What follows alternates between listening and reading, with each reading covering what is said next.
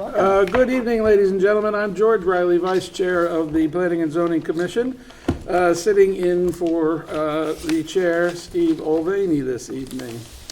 So the first item in our public hearing for this evening is a continuation of a hearing regarding Coastal Site Plan Review 369A, Flood Damage Prevention Application 428-A, Land Filling and Regrading Application number 538, of Abigail and William Hausberg at 6 Pratt Island, where they propose to regrade the southwestern portion of the property to create a flat area, integrating the property with 8 Pratt Island while preserving the separate lots, and to perform related site development activities within regulated areas.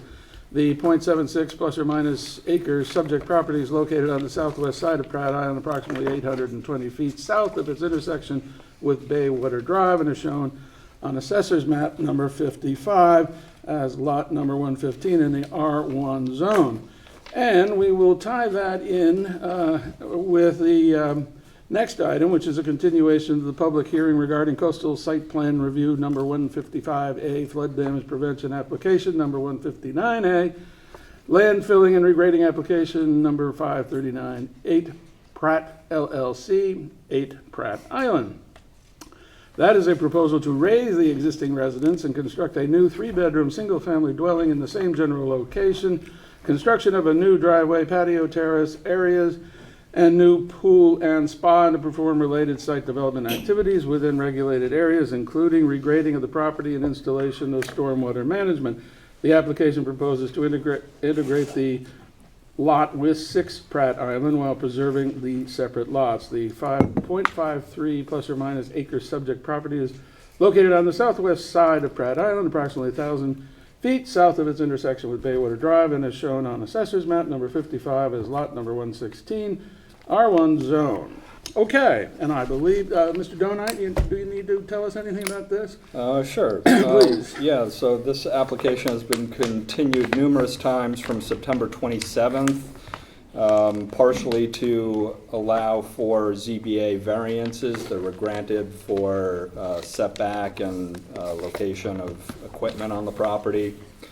That variance for 8 Pratt Island was issued by the Zoning Board of Appeals in October. There was a separate variance for 6 Pratt that was granted in May. The application has been designed in conformance with Section 810, 820, and 850 of the Darien zoning regulations. We've referred this application out to the Department of Public Works, the Health Department, as well as Connecticut Deep. We also had staff take a look at it from a compliance issue with FEMA. We did receive comments back from Darren Ostafine of Department of Public Works on September 2nd, and the Department of Energy and Environmental Protection on September 1st. The existing house on 8 Pratt Island is connected to public water and sewer. The new house, the proposal is to demolish the 5-bedroom house and construct a smaller 3-bedroom house in conformance with the FEMA regulations. The applicant has requested a waiver of Section 880 of the regulations and will be handling or addressing water quality only. They do plan on placing a fairly significant amount of fill on the combined 2 properties to create a little bit of a level walking area between the properties. We do have a letter submitted by Race Coastal Engineering, which speaks to the overall design of the project and the placement of the fill on the property relative to impacts on flooding on the property. They state that there are no impacts. However, Deep has raised some concerns regarding that piece of the application. The property is in the AE 14 and VE 15 flood zones. The great majority of the improvements proposed for the property are located in the AE zone, and are in compliance from a FEMA perspective. We have Wilder Gleason here tonight to explain the application to the commission. Wilder? Good. Please. Thank you, Wilder Gleason Law. Here we're showing it as 8, but we will include 6 in it, because 6 is like the tail. The real focus is on 8 Pratt Island. And we start with existing conditions, and the house we're talking about is right here. That's our house. It's a 5-bedroom, 5,300 square foot house with a pool that was constructed in compliance with FEMA in 2001. And it was purchased by the Hausbergs who own, stay with us, who own this house. And we have consulted with our neighbors, the McLaughlins, Peter and Lori, and they own 7 Pratt Island and 9 Pratt Island, and they have looked at our plans, reviewed them, and we have a letter of support from them. Because we're dealing with 8 Pratt Island LLC, we also got a letter of support from the Hausbergs, which is part of the record. So the neighbors who are within 100 feet of 8 Pratt Island have all signed off. No problems. And we did notify other people as well and have had no comments from any of the other neighbors. So we don't see any neighborhood concerns here. And there should be none, because what we're doing is complying with the regulations. The existing house, even though it was constructed 22 years ago, does not meet FEMA. It's a foot too low. Why? In 2013, FEMA remapped the property, and they lifted the flood zone from an AE elevation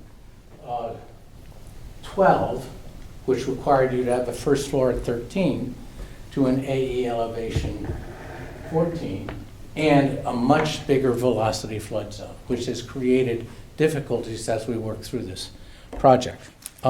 We're here tonight seeking approval under Section 810 for coastal area management. We have a variety of coastal resources, which Brian McMahon, our engineer, will review for you, and his report indicates there's no impact on coastal resources given the soil and erosion controls that we're installing and the way in which we're going to construct this. We are also seeking flood damage approval because naturally we're in a flood zone. The house is in an AE flood zone, the new house, and the pool deck are all in the AE zone, not in the larger velocity flood zone. And because we're doing significant filling. And the reason we're filling is we have to fill to get the house, our house, out of the new higher flood zone. And we're doing that by creating a platform for our new, much smaller house. Our new house is 2,900 square feet. It's a little over half of what's there now. It's 5,300 square feet now, 2,900 when we're done, and we're shrinking it down to 3 bedrooms. So there's a significant change. Let's go to the next one, if we could. So this is the existing residence.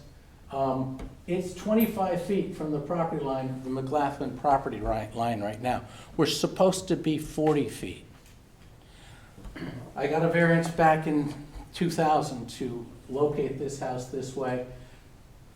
Because it's gotten tougher to get variances, we have shrunk the house and we've moved it so it's now 30 feet from the McLaughlin property line on this side, and we meet the 40-foot setback every place else under our new plan. So, and the other thing we're doing is the new house, the existing house has equipment below flood heights. It has a crawl space below flood height. It's got, and the first floor is a foot below where it needs to be. Our new residents will comply completely with FEMA. We're using geothermal heat, and we have some pool equipment that's outside, and other than that, it's going to work, and we're lifting everything up so we meet FEMA. And we're presenting a much smaller footprint to the flooding area. So we think this is a significant improvement and greater compliance with what's going on. At this point, let me just see. Let's go to the next one. So these are, one of the things I want to point out to you is here's the velocity flood zone now. And it used to be, we have a slide that shows the change. Okay, why don't you skip this one? Yeah. Well, would you mind using the microphone when you turn on? This one? Sure. Yes, please. If that's Thank you. okay? Yeah. Thank you. Thank you. So this is what FEMA remapping did. This was the velocity flood zone before in 2000. And this is the 2013 velocity flood zone. And we have, in addition, so this was AE 14, this is AE 13 where the house is located, and Zone X, which is not a flood zone. That's a safe zone. And you can see that now we're getting scrunched and we have to go up a foot because we're now, it's AE 14, there's no AE 13 affecting the property.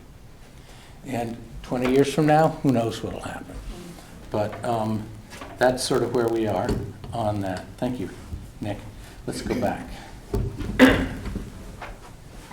Okay, so here's the AE, this is the new flood zone, and then you have the this is the new flood zone, and here's the setback, the 40-foot setback that we had to get a variance for because we were 25 feet here and we're going to be 30 feet, so we've got a 10-foot incursion, which is appropriate, we think, given the substantial reductions that we've made in the overall footprint and everything else.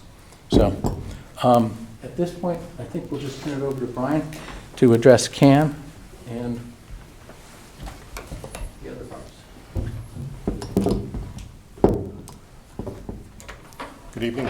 For the record, Brian McMahon, licensed professional engineer with Redness and Meat. We are the site civil engineer and land surveyor of record for this project.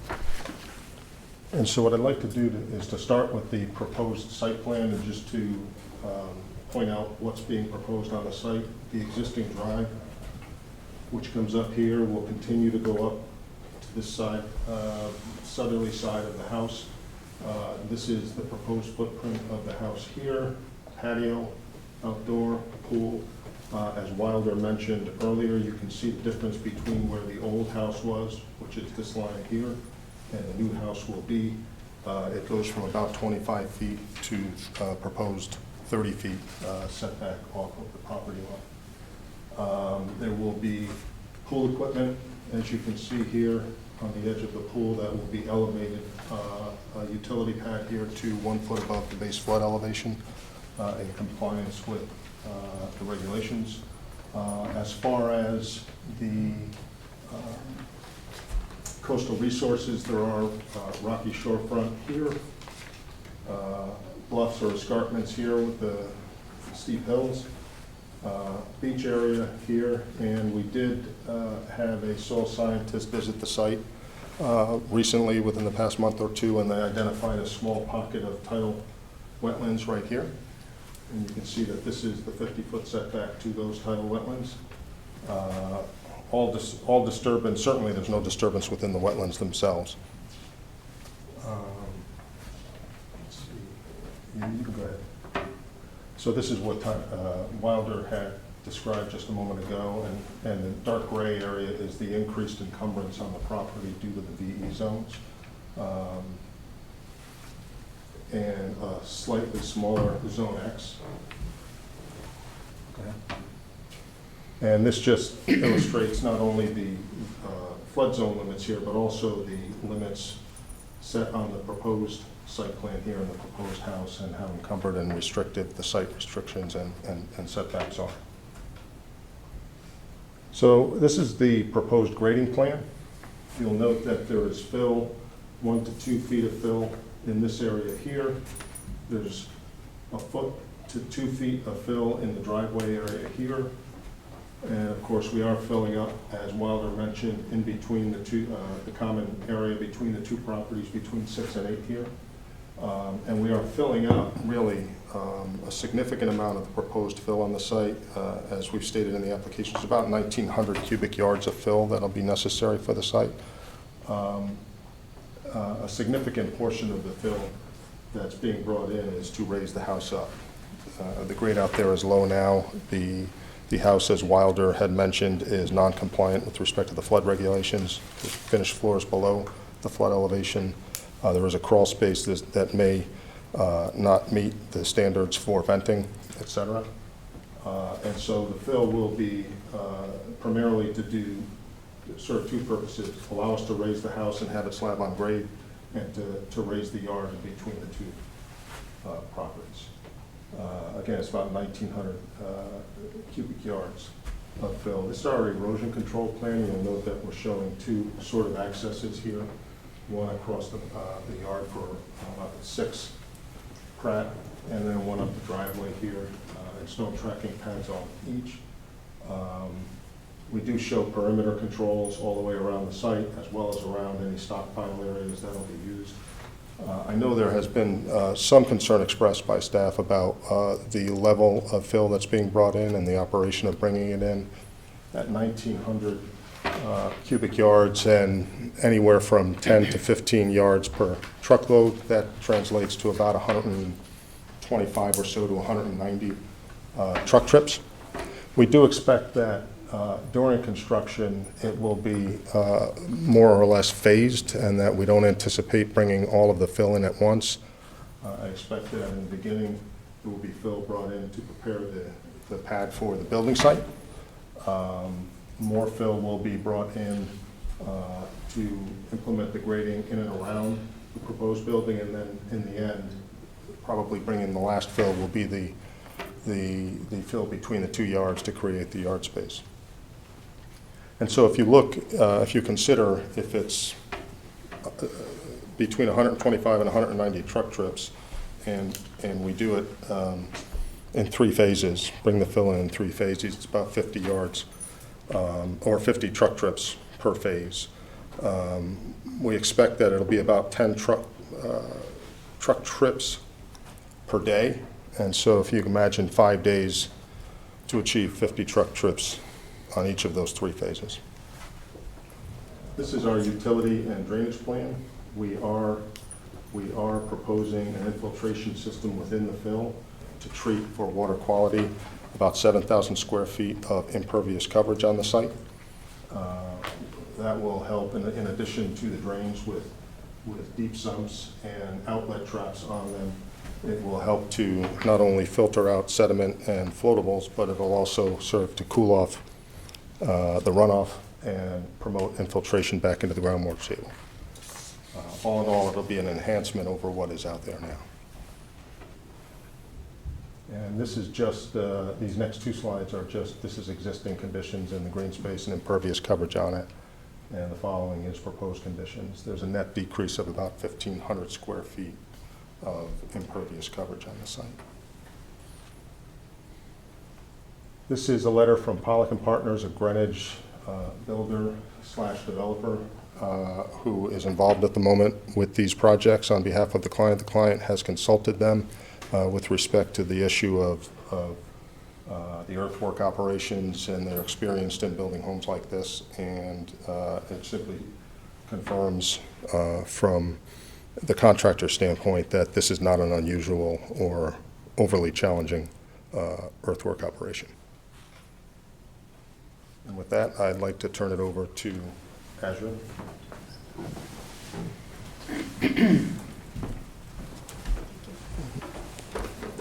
Azure D. Sleicher, PE of Race Coastal Engineering. We are the coastal engineers on the project.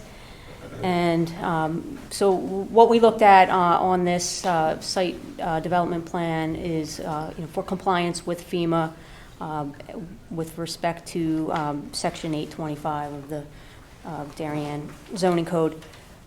So obviously a lot of fill and grading associated with this project.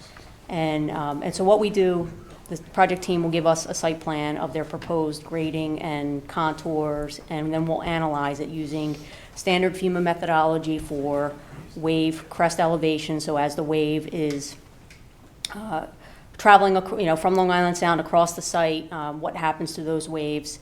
Do they run up a slope and get bigger? Do they get reflected and get diverted to adjacent properties or even other sections of this property? And so we do those analyses on the proposed grading plan, and then we provide comments back to the team, what works, what doesn't work, because obviously we want zero adverse impacts. And so as part of this particular project, again, everything is very site-specific and proposed plan-specific. We looked at more than 3 iterations and analyses, with the project team, coming back and saying, okay, this works here, this doesn't work there, it's too steep, it's, and so forth. And so I just want to reiterate that. While you see me up here a lot saying that we've done these analyses, again, they are very site-specific, and it is not that we, that we do these and bless every site plan that comes before us, and the project team can attest to that, we were at this for several iterations before we analyzed the site plan that we could say that there were no adverse impacts with respect to flooding.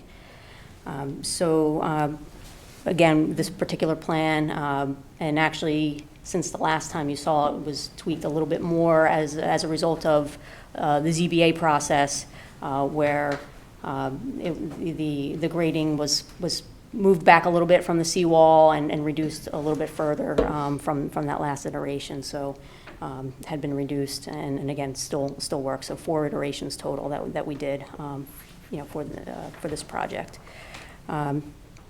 Again, I mentioned that the house itself will be in compliance with the flood zone to the proper elevations, elevated on fill, which is allowed in the A zone.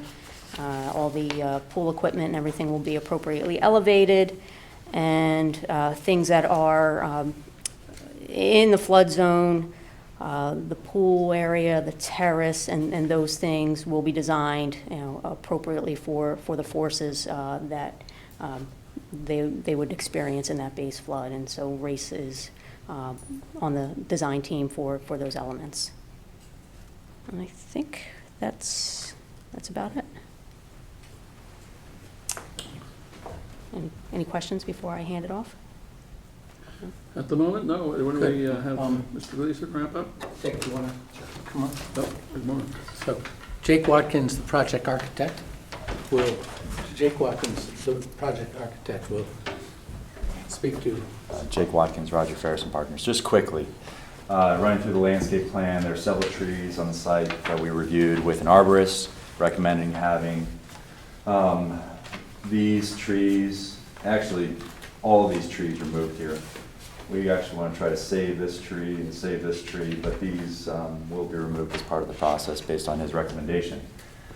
We met with the town several times during the course of the project. Going to the site plan for a sec, one of the recommendations was to actually take the terrace and take parts of the house and move it further away from both the seawall and the VE line, and we complied with those. Those are part of the town's review and part of CTP's review as well, and that was along this area right here.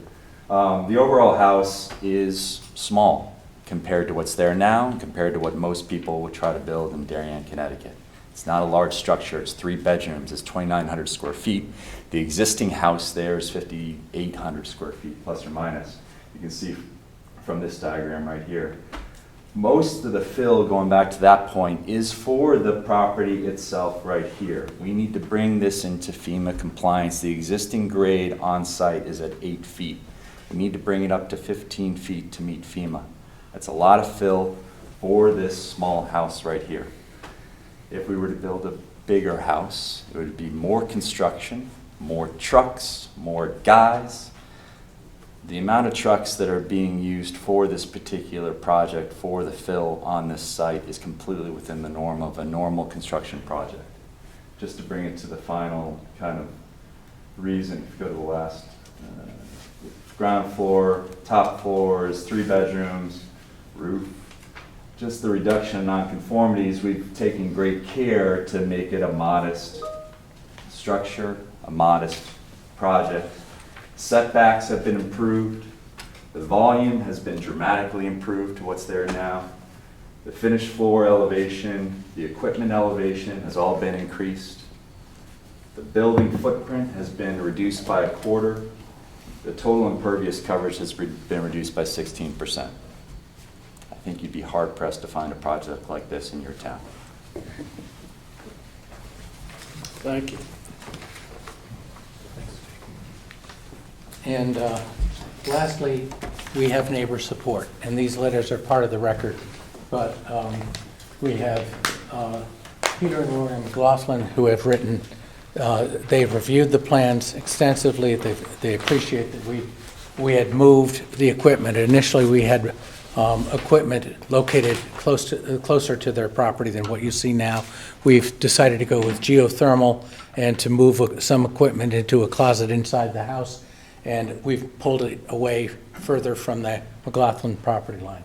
And then naturally the Hausbergs support this. So we'd ask for if you have no questions, we'd ask for an early approval. Okay, and so the reference to the regrading on 6 is the sum total of what we need to consider? Yeah, it's 447 cubic yards out of 18, call it 1,900. It's 1,886 cubic yards. We reduced the fill by about 57 cubic yards from the initial submission to the final submission that we submitted a little while ago. So we're just under 1,900 cubic yards. And that's substantially less than the amount that you approved on Delafield Island recently and that you had approved on Contentment Island some time ago. And I know the Contentment Island one was somewhat problematic, but we are about a third, a little over a third of that, say 40% of the fill that you had at Contentment and that you just recently approved at Delafield, 122 Delafield Island. That was a controversial piece of property that has been lied fallow for about 6 or 7 years, and you just approved, I think it was 5,300 cubic yards of fill down there. Mm-hmm. Okay. And that's a coastal site on an island, it's essentially, or a peninsula. It's the tip end of the peninsula, and much bigger house, much more extensive work going through the Delafield Island Association. Private roadways. A little more substantial getting to. Yes, well, our road is very substantial until we get to the last 1,000 feet, and then it shrinks down to 14 feet, 12 feet at some points. But we will naturally repair any damage that occurs to that. And if you want to add a stip to that would goes without saying. Okay, cool. Great. Thank you. Let me see if there are any questions by commissioners. I just have one. What is like the breakdown of fill between the house and the yard area in between 6 and 8? Like 60-40, 80-20? This is going to be. What's Brian's going to have to answer that. I know it's substantially more for the home, but just so we get an idea. Like you said, 3 phases, but it doesn't seem like it's 3 equal areas that you're filling. It seems like it's a big area you're filling and then maybe 2 smaller ones, so that it might not be 3 equal phases, but it might be like a... It'll be front-loaded for the house construction. That is correct. I don't have a specific between what is needed for the construction of the house versus what is the fill is for the yard, other than the amount on 6, as Wilder mentioned, is only about 450 or so yards out of 1,900. Okay. So it's about 2/3 for the house and 1/3 for everything else. Well, 3/4, 1/4. 3/4, 1/4. yeah. If you're counting just the fill on the separate lot, Yeah. separate from the 8. But we clearly have some fill that's going into the yard and not really associated with Right, the house. the house. It's hard, Yeah. but it's going to be front-loaded, as Brian said. We will start with the house pad first and then work out from that. Okay. I have 2 questions. Sure. Are the neighbors aware of the amount of fill and the amount of truck runs that are going to be brought to We the haven't site? specifically told them, but nobody's raised any questions. And we have, I know that our clients specifically discussed this project with the McLaughlins. Okay. And the erosion and sedimentation controls that you have in place while you're putting this fill, while you're waiting for grass or whatever's going to grow on it to hold it in place, is that sufficient for this site? Yes. But Yes, it is. And like any site, you know, the construction team will react to field conditions, whether it's storms or whatever, to ramp up erosion controls as necessary. Yeah. Okay. I'm good. Okay. question, the variances, are any of them about to expire? They About were- fire? Expire. Are any of your variances? We asked to extend the one that was granted in May for 6. Okay, Because the renovations to 6 are likely to occur after we do this construction Okay. on 8. mhm, And so I submitted that request, and I'll be frank, I haven't followed up. It just occurred to me. okay, But good for you. okay. The ZBA has, ZBA put a deadline of November something on Yep. the Yeah. variance for 6. Yep. And I had requested that they, at their last meeting, they extend that. Yeah. And I haven't heard from Woody yet. the ZBA has received that request, and according to a discussion with Woody this afternoon, they plan on taking that request up at their January meeting.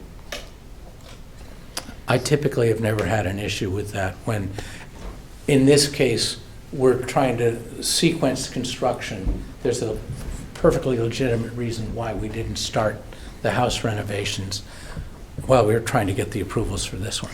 Procedurally, do we need to wait until after that extension happens? As long as it's in place now, I think that's what we need to know. Is it in place now? 'Cause It is. I recalled that was It is in beginning of place. November. The practice of the ZBA is, as long as the request is brought Okay. to the ZBA prior to Okay. the expiration, it's covered. Okay, And that's a first request for an extension? Correct. It was granted in May, and we're actually asking for a 2-year extension because of the sequencing of the project. Okay, and yes, sir? With the proposed pool, there's no row hammering to dig it out, right? It's kind of in a, I didn't see it in the application. I don't, just want to verify that. No. Is there any concern when, I know when you guys did the pool, even you, like, we put a bunch of support under the Tokenique pool because it was very close to the water. Is there any concern with the ground underneath the pool here because it's also right on the water like that?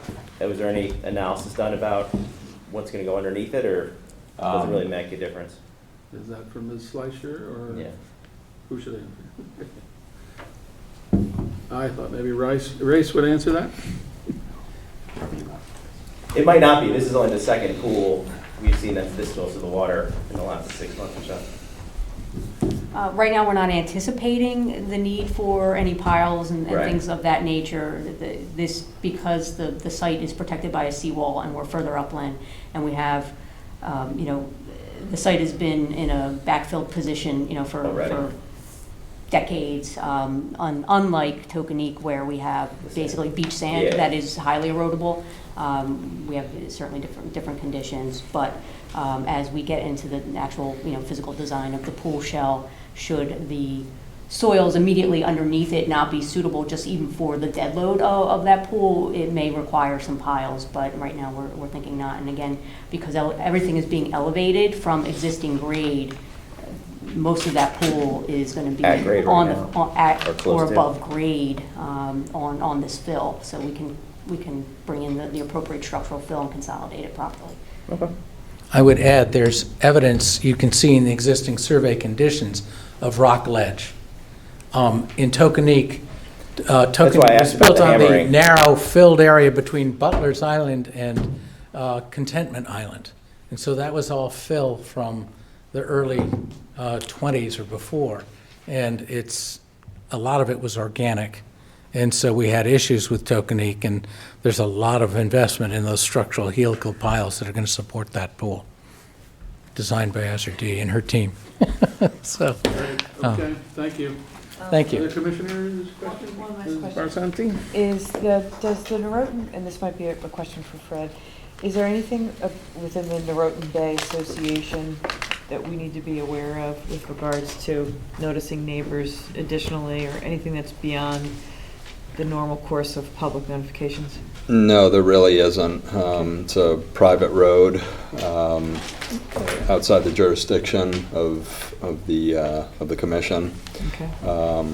But unless there's a specific rule in their regulations, then no, there is not. And that would be private enforcement anyways, right? That's the association's job, not ours.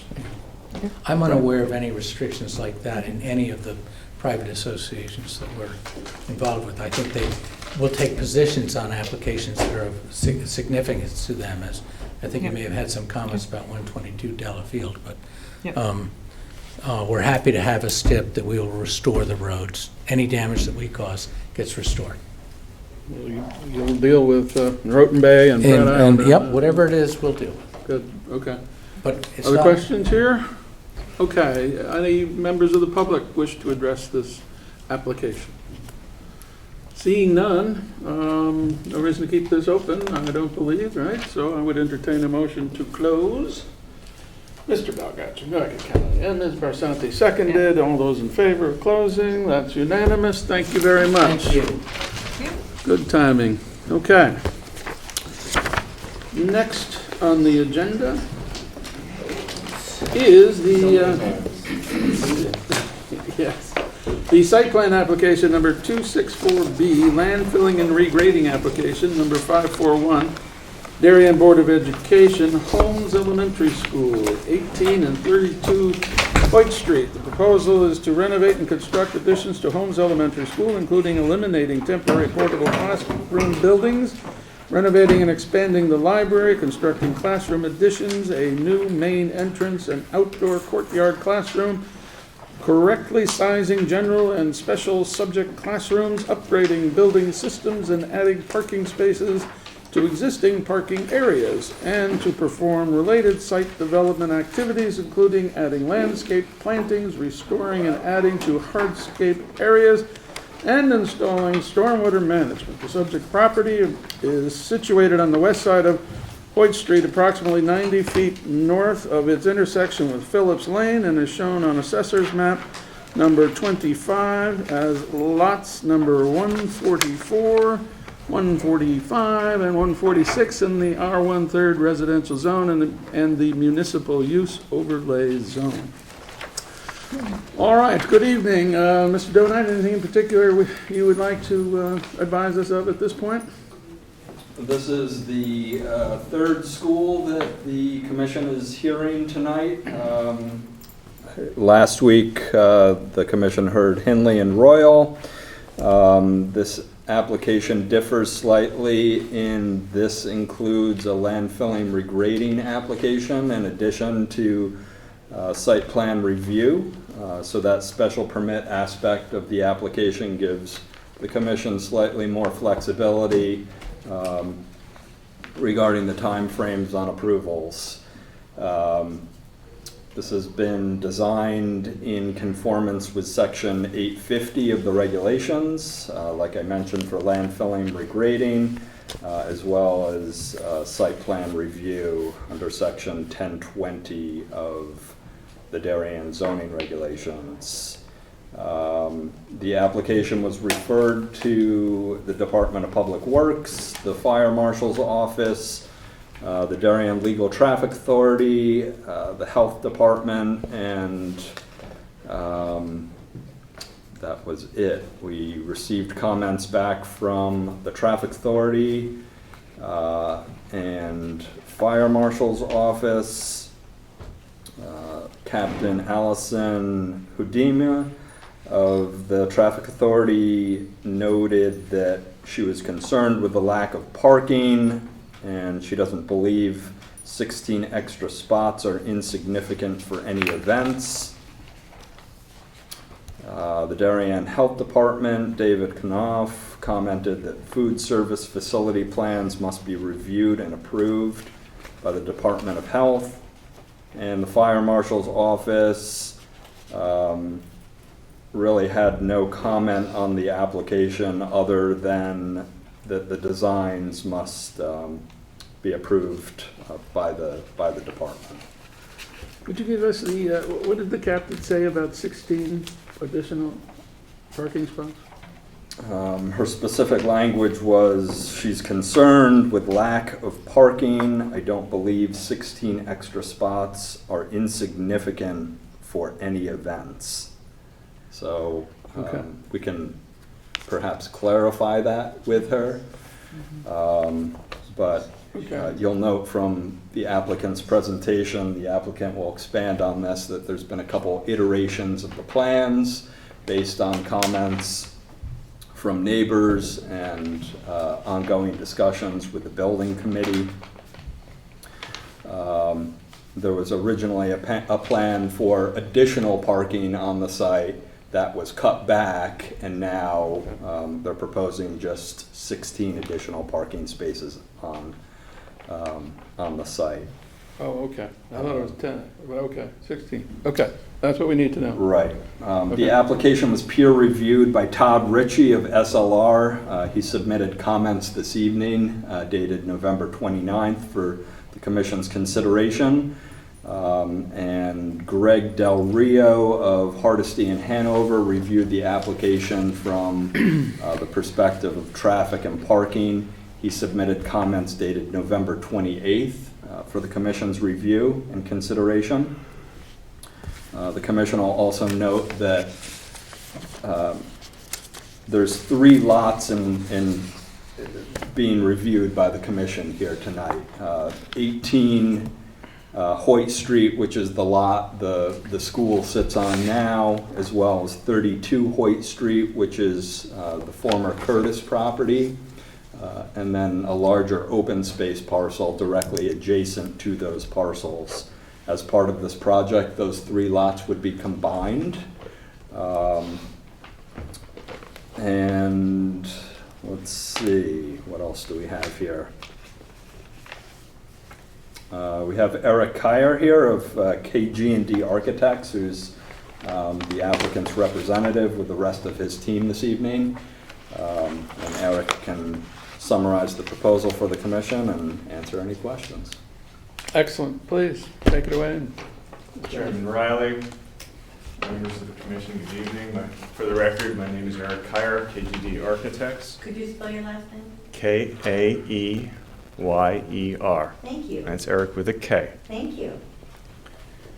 So here this evening, representing the town of Darien and Darien Public Schools with me this evening is Dr. Adley, Superintendent of Schools, Chris Price and Jill McCammon, who are the chairs of the Hindley Homes and Royal Building Committee, and David Martin, who's also a member of that same committee. We have Joe Canis here from Ty and Bond, who's a civil engineer, and Lauren Meyer, who's the project manager from KG&D Architects. I think there's a couple other people in the room, but that's most of us. Good. So this evening, we're focused strictly on homes. A couple weeks ago, obviously, we went through Hindley and Royal.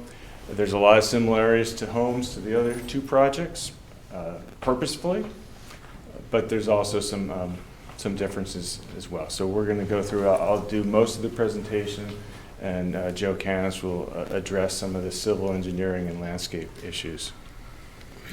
On the screen right now is the aerial. So you can see the aerial of the existing school with the playing field above. For reference, north is to the right. Hoyt Street is at the bottom of the page, and Lake Drive is to the right.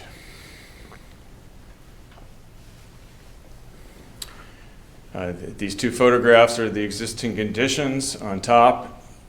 Right in the middle, you can see that there's a blue canopy. That's the current main entrance to the school, with the original building on the left and the addition, which is the cafeteria addition, on the right, and down below is the original Hoyt School and the main entrance straight ahead.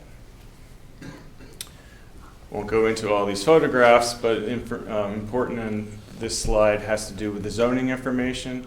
We meet all zoning code regulations, setbacks, floor area, etc., so that there isn't any issues in terms of zoning from our perspective. I can briefly go through the campus improvements. It'll give you a pretty good flavor for all the different aspects of this project that we're planning. In terms of proposed demolition, we're demolishing 2 portable classrooms. You can see that in pink. Those are the 2 existing portable classrooms that are used for music. We're also removing an asphalt play area of about 7,500 square feet, which is in between the 2 classroom wings. and that will be turned into an outdoor classroom and garden space.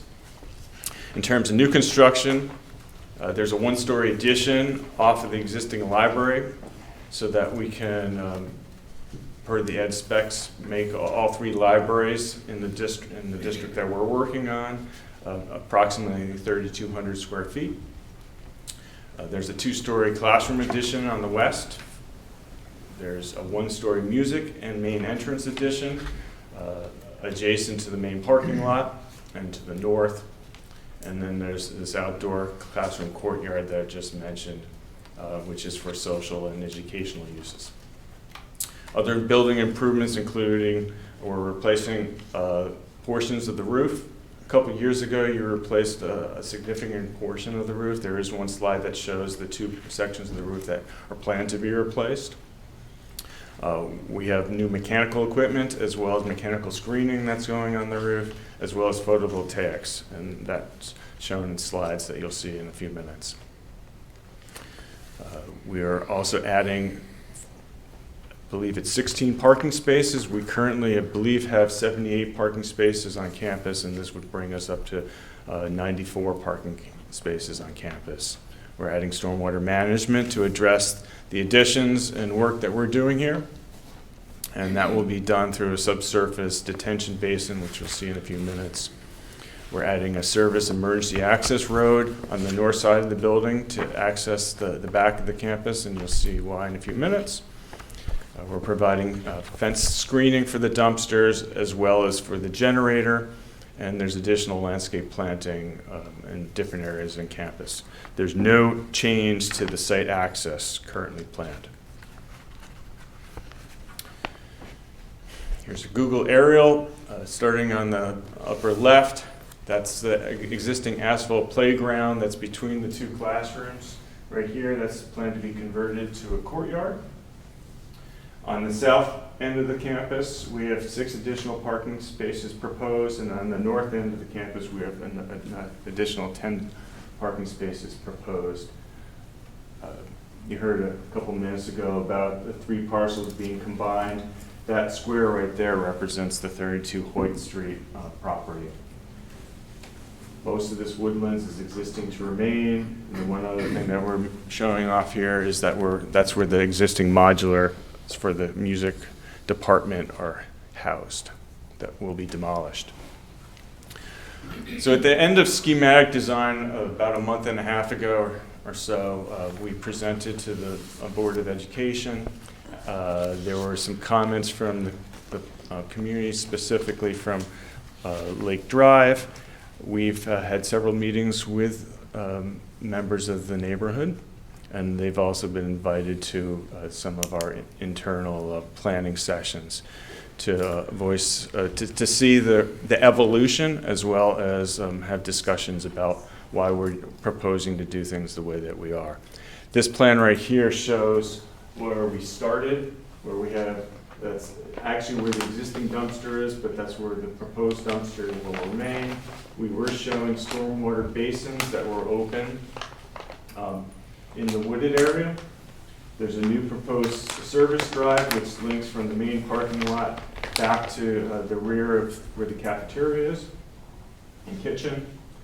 Proposed to relocate the generator. The generator is currently where the proposed music wing is, shifting that over, and then we were proposing about a 15-car parking lot that was graded 3 or 4 feet below where the existing parking lot is today. As I said, there were some concerns on this plan. We went back, talked about it amongst the administrators and building committee, and came back with some alterations to that plan, to that site plan. Major ones, the parking lot, which had been proposed in this area in the woods, has been relocated to those 2 additional parking lots on the north and south end, 6 at the south end, additional 10 on the north end. And that preserved a lot of the tree coverage that's currently a buffer. By doing that, we were also able to relocate the generator that was out farther towards the property line in adjacent to this new proposed service drive. And the other big modification was the stormwater management that we had, which was an open rain garden, a detention basin that was in the woods, has now been relocated directly under where the existing modular classroom buildings are. And so that, once again, that increases or reduces the amount of disturbance in that wooded area. The one aspect of this project that everybody in the team felt was very important to maintain was the service drive. That service drive serves really 4 different functions. One is the dumpster, garbage collection. Currently, garbage collection is from the south circle. The garbage trucks go across the playground to the dumpster and return back out that way. By having this new driveway here, they can directly access the dumpster without having to go across where the kids play.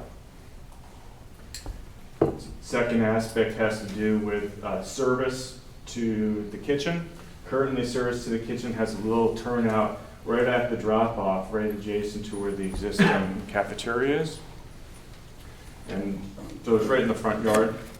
This will provide the opportunity for service to happen directly adjacent to where the kitchen is and have servicing going in and out of the kitchen directly and away from where kids would be dropped off and picked up. The third is for emergency access. In case of an emergency, fire, what have you, this gives emergency vehicles the opportunity to get around the building. Now, that's something that was critical for you when you were reviewing Knox Ridge. It was part of that project. We feel that's important for this project as well. And then finally, during construction, original plan was to do something similar to the garbage trucks, where we would go across the playground.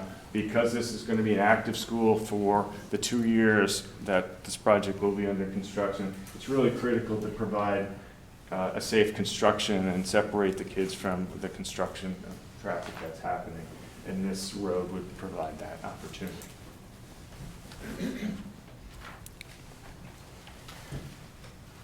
The 3 major additions to this school: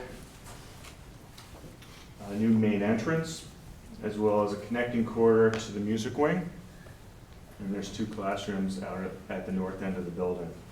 There's a 2-story addition here, which on the first floor is for first and second graders, additional classrooms, and on the second floor for 4th and 5th grade students. This is the library addition. This is where the existing library learning commons is. That's an expansion of it. And then this area, which is currently all asphalt, would be converted to that new courtyard. Here's an aerial rendering of what it would look like from Lauren's helicopter. And so this is a proposed new entrance. This is the connecting corridor to the music wing. That's the addition for the classrooms, and you can just see a little bit of the courtyard there. I'm sorry, I'm going to go back one. And this also shows this driveway, which connects to the back.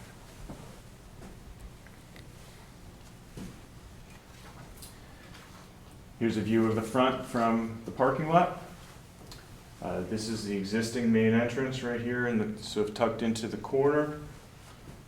As a team, we all felt that it was appropriate to make a little bit more of a statement than that, and actually that was one of the comments when we had met with the Architectural Review Board, is to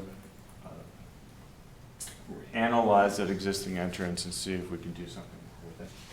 So that's what we're doing there. This is the connecting corridor that's in front of the cafeteria, and you can see the music wing in the foreground.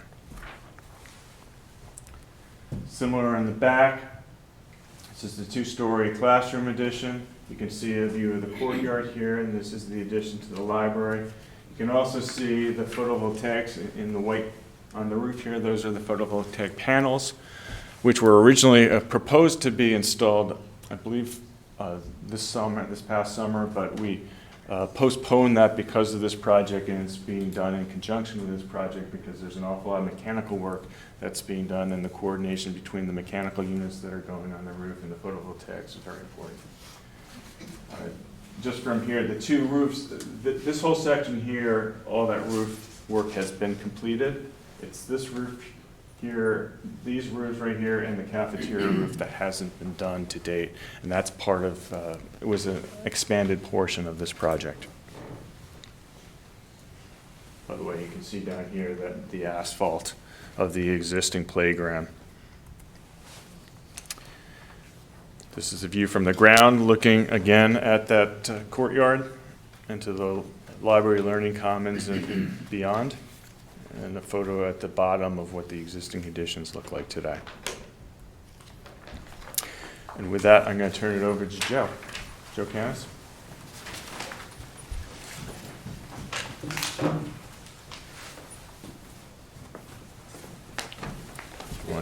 I can work this. Okay, great. Just use that. Yeah, okay, great, thank you. Thank you, everybody. For the record, Joseph Canis. I'm a licensed professional engineer in the state of Connecticut. I'm a principal engineer with Ty & Bond. We are the civil engineers for the project. What you see on the screen here is the existing conditions plan. Again, to orient the commission, north is to the top. Hoyt Street is over to the east. Lake Drive is to the north. Phillips Lane is over here to the west.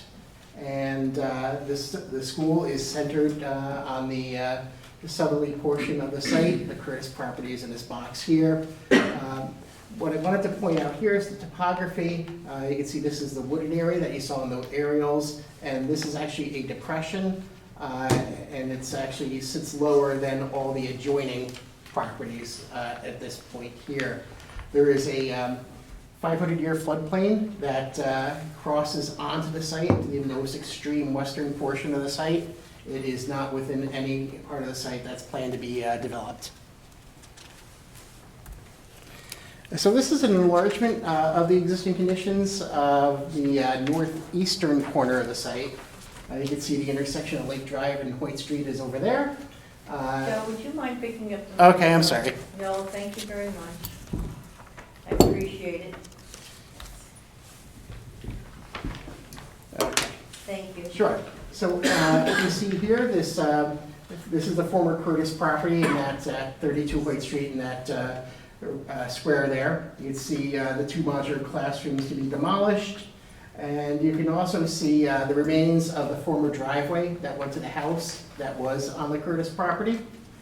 And you'll also see here the contour lines. You can see this depression as you start to move out towards the west on the northern portion of the site.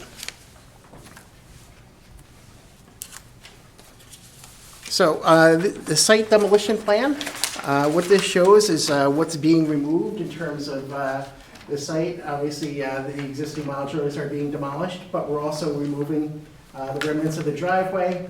We're removing all the existing pavement here. Some of it will obviously be put back, but that's to accommodate the construction. New sidewalks, you can see removal of the sidewalks in front of the building. And removal of the pavement in this, in the middle of the parking lot here, which was the former ingress and egress of the house that used to be on that Curtis property. We're also, you'll see here, marked out by number 2 are some tree removals, which will be necessary to accommodate the building addition, as well as the connecting corridor in the front. We also have some removals down here, down at the southerly driveway entrance. This next drawing shows the site layout plan, the site plan. And again, some of the features that are called out here are the 10 additional parking spaces on the north side of the main parking lot. We also have 6 additional parking spaces on the southerly entrance as well. What you'll see here is the proposed service drive coming down, the new dumpster enclosure, which is where the existing dumpsters are located. You also see how we're cutting down on the impervious cover in the back. The playground down here remains in place as paved new courtyard, infilling between those two wings of the building.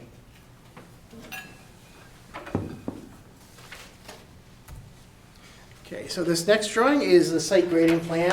It shows the proposed grading, which is subject to the landfilling and regrading portion of the application. In order to accommodate the service road, we do have to put some fill to support it because there is a drop in the grade, also to basically to support that addition as well. That'll be stabilized and planted. We're also, but generally we're maintaining the same drainage patterns and grades that exist today. Okay, this next drawing shows the drainage plan, and as Eric had mentioned, we are proposing a underground stormwater detention system, which will consist of plastic infiltrators surrounded by crushed stone. What that does, we're treating two things. We're treating, addressing water quality. We're also addressing stormwater quantity as well. Because of the improvements, the total impervious coverage on the site will increase by 0.127 acres. So what we did was we took a look at the drainage on the site. It actually drains in 5 different directions, depending on where you are. And what we looked at the pre and post development conditions for those 5 different locations. And based on our calculations and our plan, we've reduced or match the peak flows and volumes going in all 5 of those directions. The system has been designed. We looked at the 2, 10, 25, 50, and 100-year storms, and we are showing reductions or meeting the existing conditions for all those storms. One of the things I also want to add, let me go back a slide or two. During our conversations and listening to what some of the neighbors had said, we come to understand that there was an issue over here with some ponding at this catch basin over here near Phillips Lane. So we've coordinated with the school board facilities director, and he will be videotaping that pipe to see if there's any blockage in there. That basin actually drains back towards the school and then out north into the depression. So the proposed drainage system, what it does, it'll collect runoff from the existing main parking lot in the front here. Right now, under existing conditions, that parking lot discharges right over in this area here, so it discharges into the woods. And we'll be doing the same thing. It's just that we're collecting it all. We're adding water quality treatment where none currently exists. And then we have an outlet control structure which will slowly release it over time. So that controls the rate at which it's released. And then it's discharged in that same location.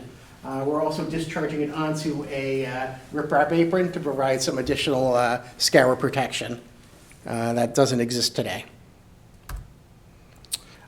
Now onto the landscape plan. Very similar to what we had proposed at both Hindley and Royal.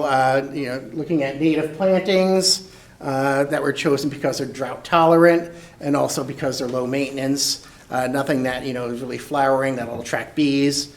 So we're cognizant of that.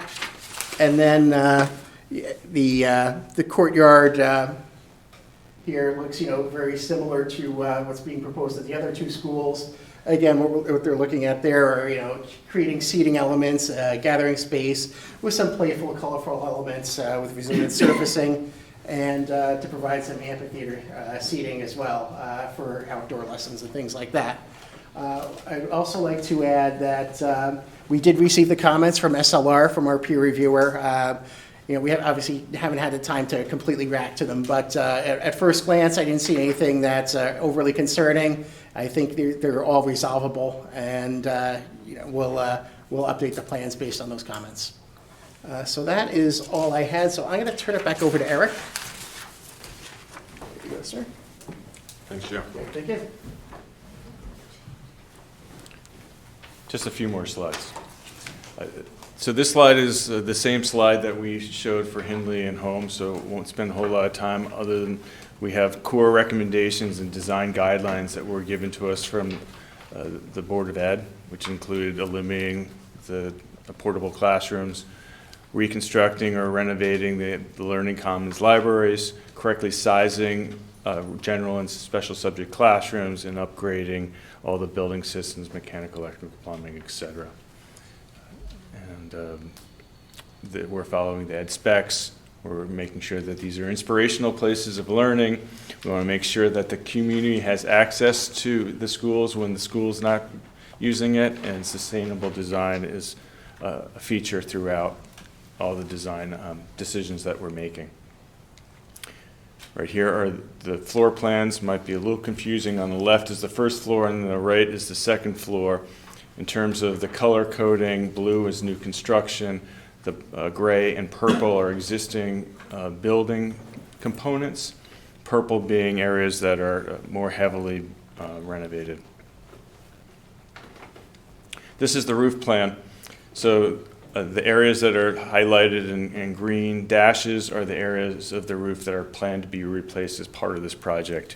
And the other areas in gray were already completed in 2019 and 2020, I believe. And just in terms of building materials, we're looking to match the brick. We're going to have outdoor benches and components consistent in all three schools. We will be screening the mechanical equipment on the roofs. We'll be screening the trash enclosures as well as the generator. And here's a list of the different sustainable site and building concepts that we've incorporated into the project. And with that, I'll turn it back over to you. Thank you. Thanks a lot. Would you, there's going to be no change about the bus traffic, I guess, right? You're not touching that area? There's no plan to change it, correct? Okay. The entranceway is down a little bit past the building where they are dropped off, and then they walk inside, I guess, right? It's not nearly as grand as your new front is going to be, I guess, right? I'm just going back to that overall. Yeah. Let's see if I can. That shot. Okay, or go to two back from where you just were, toward the there. So where is that blue door? Is that where they go in after they get off the bus?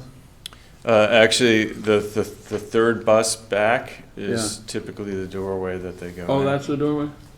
Oh, okay. Okay. I see. Good. And there's okay. no plan to change. No change for that? Okay. Correct. Thanks. Okay. Questions, commissioners? Sure, I've got a couple. Mostly as it relates to the parking spaces. Did you guys see the Hardesty and Hanover comments? Is that the memo that came out today? Was it today or yesterday? Yesterday. The Parking Yes. comments. So there was Those comments were circulated, yes, I believe it was yesterday. They were circulated to the applicant as well as the commission. Greg is here this evening, so the commission may wish to have Greg come up and give a summary of his report. And same for Todd Ritchie from SLR, who did the commission's peer review, drainage, and stormwater review. Good, okay. Then maybe we should hear that before we ask Mr. Kyer to comment on that. Other questions at the moment? No. Most of my questions, I think, might be answered. Okay, These cool. priorities, so. Okay, then where should we go? SLR first, or? It's up to you. Go either way. All right, SLR first, please. For no particularly good reason.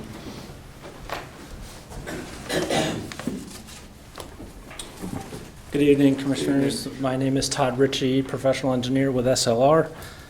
We did perform a peer review for the proposed addition and expansion renovation project for Holmes Elementary School. We did finish our letter today. Apologize for the late submission.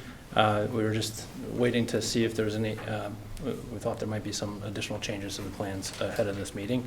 But in spite of that, we I do agree with Mr. Canis that our comments could be resolved, and probably most of them relatively easily. I could kind of run through the overall comments, not the super technical ones, and just kind of give you a gist of what we picked up on. Overall, the plans were well conceived and put together. Excuse me. There was a couple of comments on the drainage report regarding the analysis with some inconsistencies between the report and some of the analysis output. Nothing that's consequential in our opinion. Keeping, again, the big picture that ultimately, no matter what, all this drainage does go to the low point, as it already does, in the rear and in 4 other directions from the site. So most of what's impacted is that portion in the rear, the northwest corner of the property. We did comment on the infiltration testing location map that wasn't included, at least in our report. And then there was also some infiltration testing report results that were labeled as draft. So they should be final in the report, just something that we took note of. The location of the underground infiltration system to my knowledge, I didn't realize that it was a modular one-story structure that most likely won't affect one of our comments, which was if you were going to remove an existing building with a foundation, then you wouldn't want to put an infiltration system in that location because the soils were likely disturbed previously, could be compacted, and also would be disturbed during the demolition process. But if it's just a modular building that was put on top of the asphalt, then that comment is not something that we would continue having a concern about. But the stormwater infiltration system, there should be some consideration about heavy traffic from construction vehicles around. It is in close proximity to the existing building and the proposed additions. So perhaps there may be some location tweak there or something to make sure that there's no impact to those soils prior to or after installation and the system itself. Cleanouts should be provided to grade on the system. They just weren't visible, and that's something that's standard and may be just included as a construction detail. Location of the foundation drain discharges should be shown on the proposed building. Both additions will have basements, so there will be foundation drainage. And one of them, actually, the north addition has a lower level basement walkout. So they'll, in addition to the foundation drain, they'll also need a surface drain for the steps that go down to the lower level, unless there's going to be some sort of roof structure over that, and I didn't notice if that was the case. Silt fence, just going on to the erosion and sediment controls, there's some areas that can be better fortified with silt fence, extension of silt fencing, just consistent with the phasing plan on the erosion sediment controls, and particularly the removals process. Sometimes that just isn't consistent because when things get removed early on or demolished, there's still disturbance. So you want to just make sure that there's, like for instance, like the driveway to the old house that was on the separate property, that's still going to be a disturbance once it's taken out. So we want to put silt fence on in the first phase plan for that to down gradient from that property. Also, likewise, for when the sidewalk's removed from the very northern portion of the parking lot, that will result in exposed soil and probably tracking of equipment and so on. So we also would want to put that in early on instead of later. I think that kind of sums up again, there's some, lastly, I guess the 2-to-1 slope that's adjacent to the building for the access driveway that's proposed for the emergency access.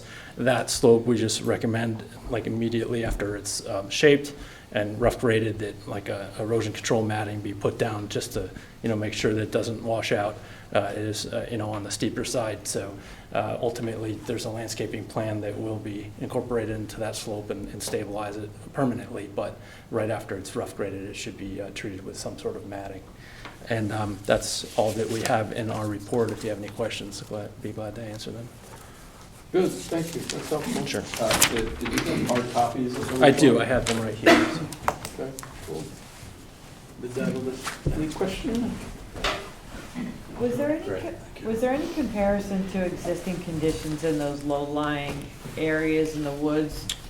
What's existing now with regards to how water catches there now versus after the installation? Will those be improved? Yes, so the analysis, right, as of now, that, as was described by the design engineer, that area is a depression area. So water will basically be discharged as it is now into that area, and it just naturally infiltrates.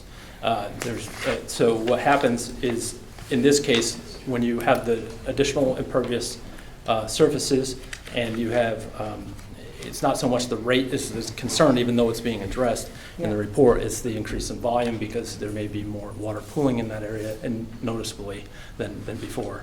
And based on the presentation and our review of the report, that this system that's designed will account for that increase and put it underground instead of allowing it to make a change to that condition in that discharge area. Okay. Okay. Anything else? Thanks very much, Mr. Ritchie. Mr. Canis, do you want to comment on any of that? You don't have to. Didn't sound too momentous. Again, for the record, Joseph Canis. No, I reviewed the comments. I didn't find any, thing that, I thought was objectionable. I thought they were all very good comments, and we'll incorporate those into the plans. That's great. Thank you very much. Okay. And our friends at Hardesty. Hardesty, right? Yeah, right. That's right. Okay. Come on up. Good evening. Greg Del Rio, professional engineer with Hardesty in Hanover, conducting the traffic transportation peer review. Could you spell your last for the name for homes. me? Del Rio, D-E-L-R-I-O. Thank you.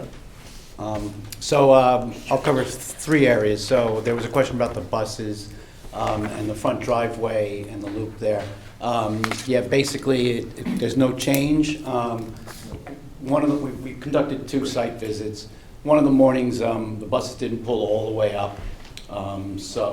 Just a note to them to pull it up, because that one time there was a bus out in the street for a little while during that operation. So it's not always the same bus drivers. They're not so familiar with the site. It's just something if someone was out there to help them, just that first bus pull up in the queue. As far as parking, that south access lot was at capacity, and there was sometimes during the day there was 1 or 2 cars that were parked curbside that were visiting the schools for short periods of time. But again, there's not a lot of activity during those periods, so it wasn't blocking buses or any of the arrival or dismissal activity. The north access and north lot, on the 2 visits that we had, I should note that the applicant did see everything was at capacity at some point during the day. We did not observe that. We observed there was a maximum of about 15 spaces that were empty during the day, during any time, except during dismissal. So dismissal, this school operates a little bit differently than some of the other ones, and maybe it's because there's some of that parking available, and also because of the younger kids. So can we go to, well, I guess I could use this. So vehicles parked. Okay, could you pick up the microphone if you're going to speak? Sure. This one or this one? Could we maybe pull up the site plan on the screen? Thank you so much. Yeah, or even that other angle that you had on this, the rendering.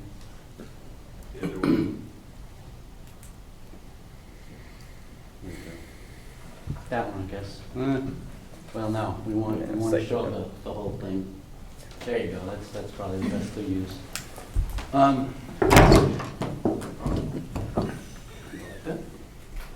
So vehicles enter, they go to the right, and then they circulate up to about here. They only allow 1 car or 2 cars up all the way past this driveway, and then about 6 cars queue here, and then, these spaces aren't here right now. There's about another 4 that queue over here during dismissal. Arrivals is drop off and go. What happens is they don't just wait for the kids. A lot of the parents or the guardians or whoever's picking up gets out of their cars, and then they walk up and they meet their kids and they walk them back. So it's not like a load and go type of operation. It's sort of, a random. So, this car might leave and a couple of other cars may still be there. They actually use, because there is available parking, like there was 15 spaces before dismissal. During dismissal, there was still some spaces, but only about 5 spaces left. So a lot of the pickup activity is using these spaces they're getting out, picking up the cars. So that's just, something that we noted by putting these spaces, kind of the similar thing that we noted with Royal, where we're actually kind of blocking where some of the capacity is for that dismissal activity in particular. So, a couple of ways to mitigate it is operationally, can they slide up? I don't know if there's a safety concern with the reason that they don't pull up all the way today. But there is, certainly curb space for them to pull up 4 spaces and probably free that up. The other idea would be, this is maybe reserved for teachers so that we don't have the in and out operations and maybe treat that as a sidewalk or do some other type of treatment so that it could still be used for access and to park the cars curbside. And I'm forgetting off the top of my head what the other idea was. Oh, the other idea was simply, is the parking really needed? Can we phase parking so that we maybe do the 6 spaces in the front and see if that resolves the problem and then come back and consider adding the 10 spaces later on. So, just some slight tweaks can probably do it, but that was just the main concern is that right now some of the vehicles are queuing where that curb space and where those parking spaces would go. And then the other issue was with the traffic study itself, the intersection of Middlesex. It was very close to meeting the 8-hour signal warrant. And if there was a signal there, it would probably help reduce the queues and some of the congestion that's happening in front of the school. So there was 1 hour that was during a break or that was not captured. And if you kind of prorate the hour before and after, it looks like you probably will meet that signal warrant. So that may be something to revisit and consider if everybody's thinking about a signal for Middlesex, which we know has issues during the day. I think that wraps up the comments. Good, okay, that's helpful. Questions, commissioners? The 2 cars in the south lot, they were in the circle? Is that where they were parked? The 2 cars in the south lot? Yeah. They were curbside. Where? Which curbside? On the far side. So they were like over here. Gosh, but not in the circle? No, not in the circle itself. Oh, okay. Can you explain a little bit more about the signal warrant?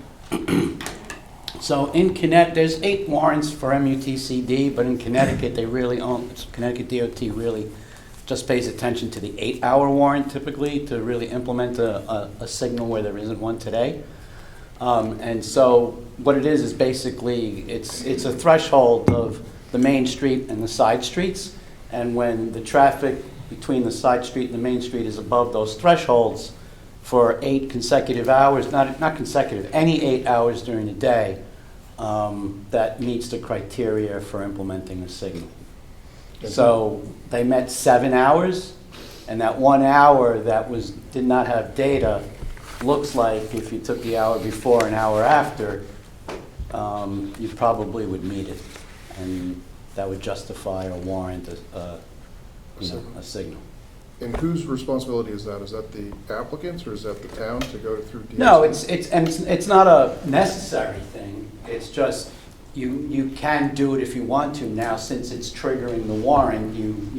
If you didn't have that data, then even if you wanted to, but it's just something to think about if you wanted. So I don't know where the responsibility would lie. It would be with the town because is it a state road?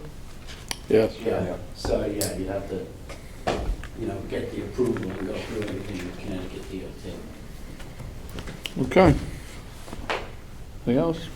No. Thanks very much, Mr. Del Rio. Appreciate it. Mr. Canis, I know your report included traffic comments. Do you want to comment any more today? Or? Sure.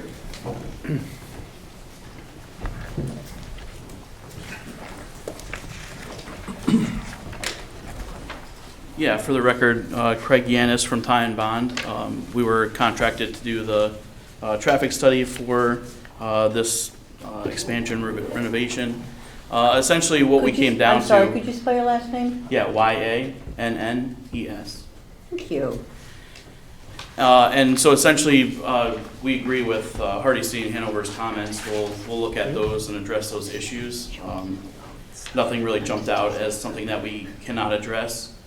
In terms of the, let's see here, where do I want to start?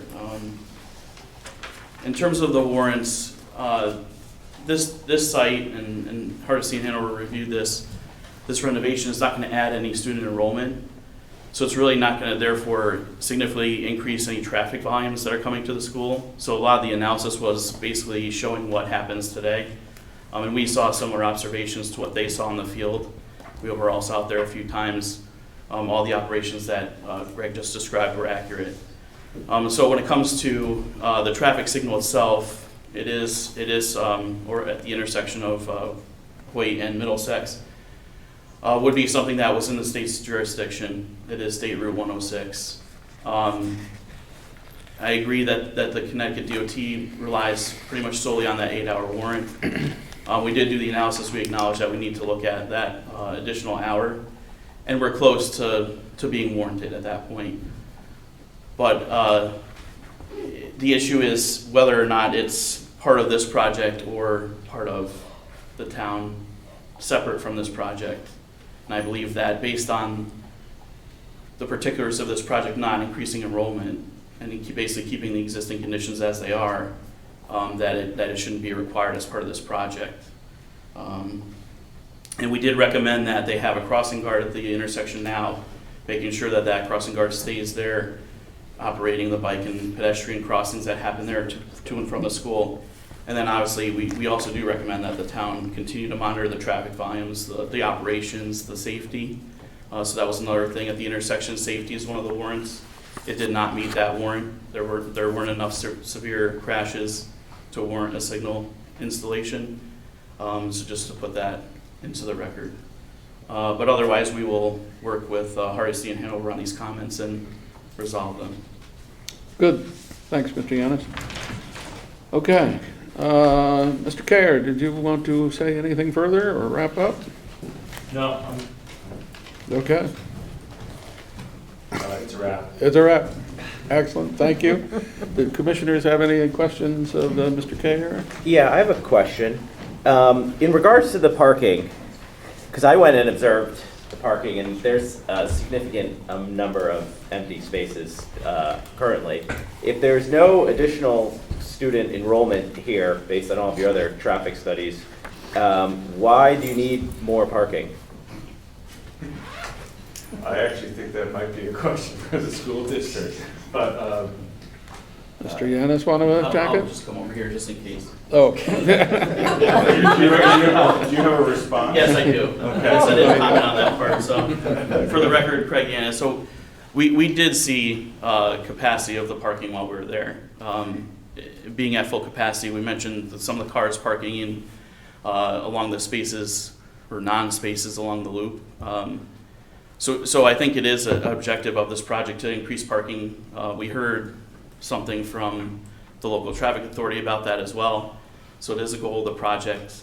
I do think additional parking would help the capacity and getting people into the parking spaces away from the drive aisles, especially for any events or any abnormal days. So we did observe, and also the peer reviewer also observed days that were fairly good weather. And so there is a potential when there's not such good weather to have more traffic parking at the school as opposed to walking, biking, that kind of thing. So I think that kind of summarizes that part of it. We did observe full parking there. Okay. But that implies that the parking is for pickup and drop off, right? If it's bad days, kids aren't going to go to school, they're going to be driven. But the plan to add more parking in the back will take away queuing during drop off. So if you're sitting in that queuing circle to drop your kid off or pick your child up, that's actually going to get worse by adding these additional parking spaces. right? You're not adding parking spaces for people who are gonna use the school full time. That's correct. Right? That's correct, but in general, if you're seeing parking at capacity, you want to have an excess capacity for days that are abnormal, for whatever reason. Sure. May not be pick up and drop off. Generally, when parking lots get 80 to 85% full, you're starting to look to keep that 15%, always 15 to 20% open. And we didn't observe that. So we want to keep that. And if we have the ability to expand parking as part of this project, I think we should do it. And that's what we're proposing. So yes, it's not directly for the pickup and drop off, but who knows, maybe some of the faculty walk or bike to work. I don't know. There's multiple reasons why more parking may be used on one day versus the other. And it's been a problem. Like we observed a few times, the peer reviewers observed a few times, but it's an objective of the project. So the school is acknowledging that they need more parking. Okay. Ms. McCann, did you want to make a comment? You'd have to come up to the podium and introduce yourself, please. Be happy to have you do that.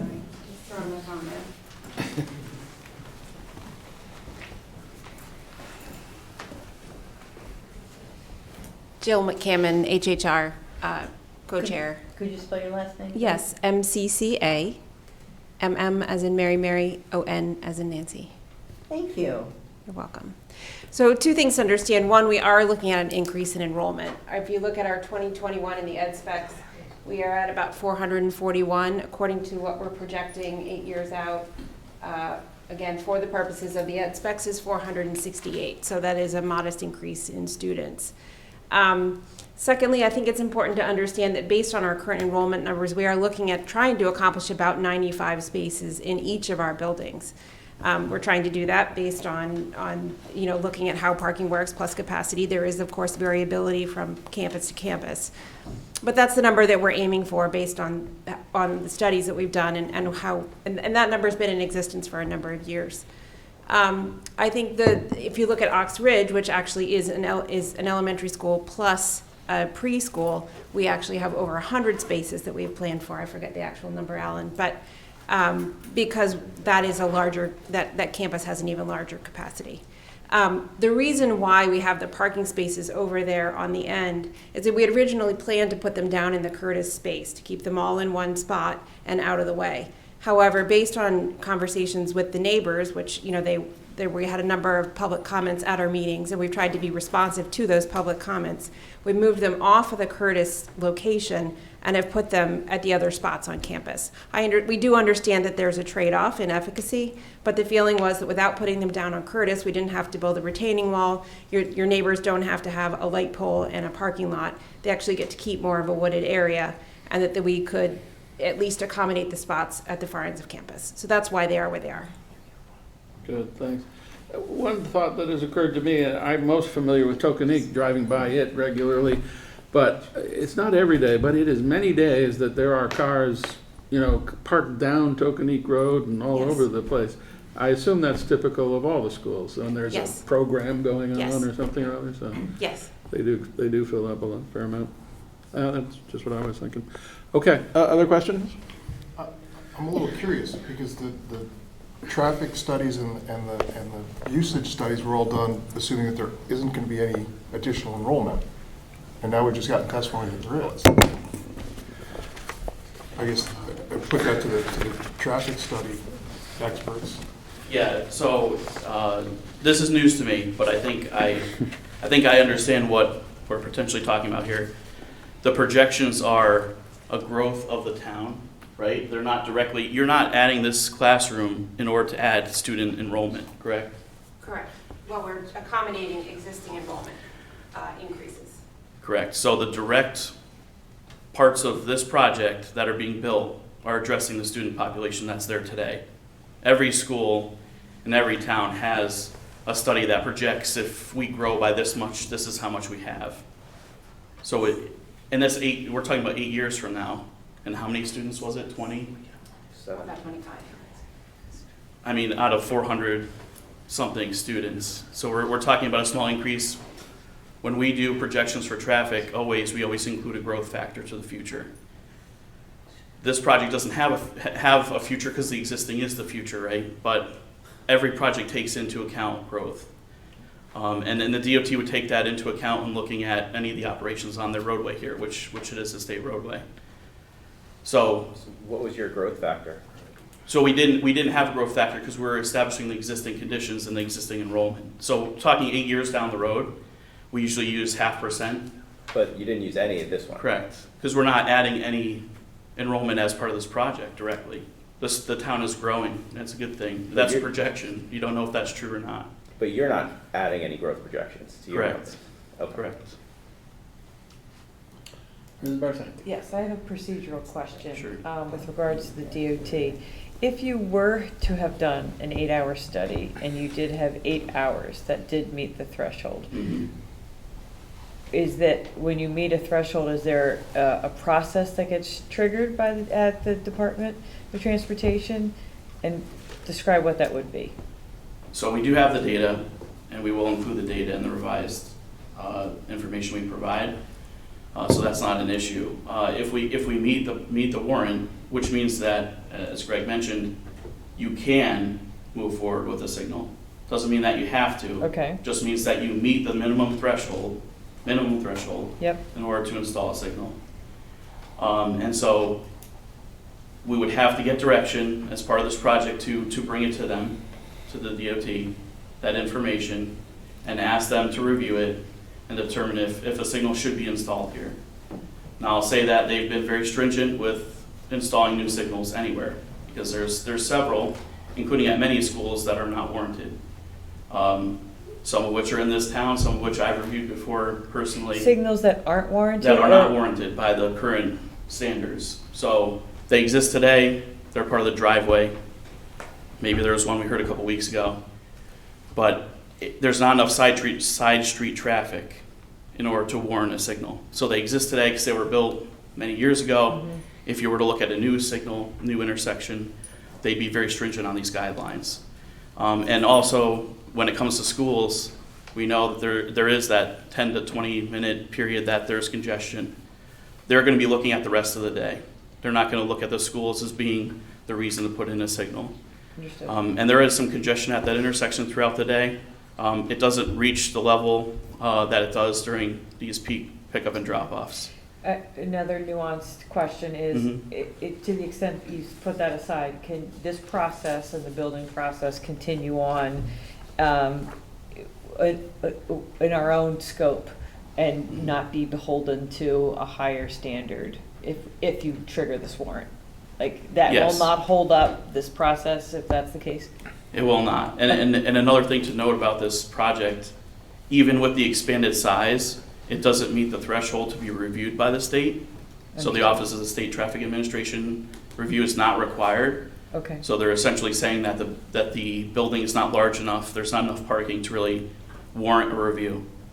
And so we're not constructing anything within the right-of-way. And so that would also require a permit, separate permit that would be done by the contractor once we get approved. So it's really, that would be a separate process. If we would go through the town process as part of this project, get approval, and then move to work with the state.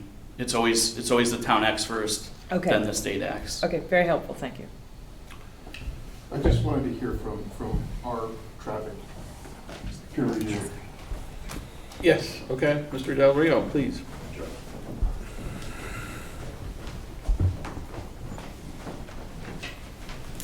Greg Del Rio, Hardesty and Hanover, professional engineer. I agree, concur with everything that Craig was mentioning. You're not expanding the school enrollment, or that may trigger the, mitigation as far as traffic impacts go. But you're not really causing any traffic impacts. You're not generating any new schools, like we said. That's just background traffic, background growth. So you're not obligated to, if that's the main concern that I'm starting to hear from the commission. So I just want to make that clear. I don't know what other questions there And just so I'm clear, the intersection we're talking about is Middlesex. Is Middlesex and Christie Hill. Christie Hill. Yeah. So if everybody feels this is a problem, and they wanted to put a signal there, then you could start to negotiate and start to bring it up and A complicated signal. yeah, figure it out from there. But, and you could use the school as part of, the reasons why you are thinking about putting a signal here. Okay, well, that's beyond that's our really, I purview, mean, so. they conducted the signal warrant study, so someone was thinking about it as either a safety concern or, an impact, traffic impact because of the queues that are occurring, every day from that intersection. So it's Okay. just something to think about. Two other things. To your queuing point, so you had expressed that those additional spaces on the, what is that, the east end? This is the north end. North end, would interfere with queuing spaces for pickup. Mhm. Would it be helpful if, I think you said this, but I just want to be clear, would it be helpful if there was someone there directing traffic? Yeah. You They do have people out there, but Okay. again, I'm not sure why some of I'm guessing it might be a safety concern of vehicles maybe too close to the activity with the parents and the kids walking back and forth possibly. and is there someone But on if there was operationally that you could move up before, then that would sort of mitigate that right there.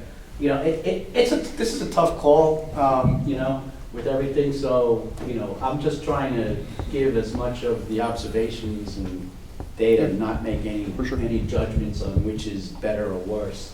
Like just thinking and talking it out, having more spaces here would also maybe not provide queuing, but a lot of the parents, as I said, you had 15 spaces before dismissal, you only had 5 spaces available during dismissal, so all the parents are finding the empty spaces, so instead of 4, maybe there's 10, and that's where the parents are, instead of queuing along the curb, now they're parking in a space. I don't know. And then the same question for the bus loop, you said you noticed one of the buses was in the street? Correct, So- during one of the visits, and we actually, asked why he didn't pull up, and he says, this isn't my normal route, so. Okay. Yeah. But is there someone there directing the buses into Yeah, this? yeah, but they were not, they're more concerned with guiding the kids on and off the bus than actually moving the bus itself. Okay. So I guess to the applicant would be the question, would you consider implementing those measures to ensure that there are people facilitating the pickup drop-off? I'm sure they already. We can't have just anybody answer that at this point, so. I was speaking council. Yeah, it's a fairly minor issue. We'll discuss it in our committee meeting. Great. Okay, cool.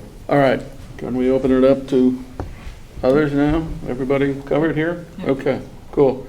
And Mr. Carey, you're set. So, anybody from the public wish to address this application? Yes, sir. Please come up to the podium, introduce yourself, spell your last name. Hi, Corey Vesey, V as in Victor, I, S as in Sam, I, 13 Lake Drive. I've been attending and speaking at the committee meetings for, about the last 2 months. I helped raise concerns on topics including the stormwater runoff, the replacement of green space with asphalt, and safety. And I just want to say I appreciate and value everything the committee has done to address our concerns so far. And I am excited to see the new Holmes Elementary, very excited. I'd like to hear the committee more clearly explain their reasoning for expanded parking and access roads. And let me say that the discussion today only added to my confusion when it comes to expanded parking. I heard that 71 FTEs was the current staffing and the number being used for capacity planning. With 78 spots, that would suggest that 7 spaces are typically available. I have photos over a month and a half of the parking lot showing that there are 10 to 15 spots on average available. Bad weather, good weather, parent-teacher conference, not parent-teacher conference. I don't understand the need, and I wonder if that adjustment, that number needs to be adjusted for capacity planning. It's also my belief that adding spaces to the parking lot in the north will only increase congestion in the egress, the single egress in and out of the parking lot.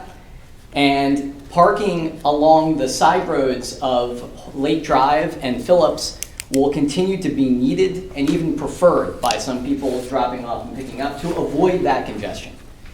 And the neighbors of Lake Drive, at least, that would be most affected by that overflow parking have gone on record with the committee as stating their preference for that overflow parking over increased paving in the parking lot.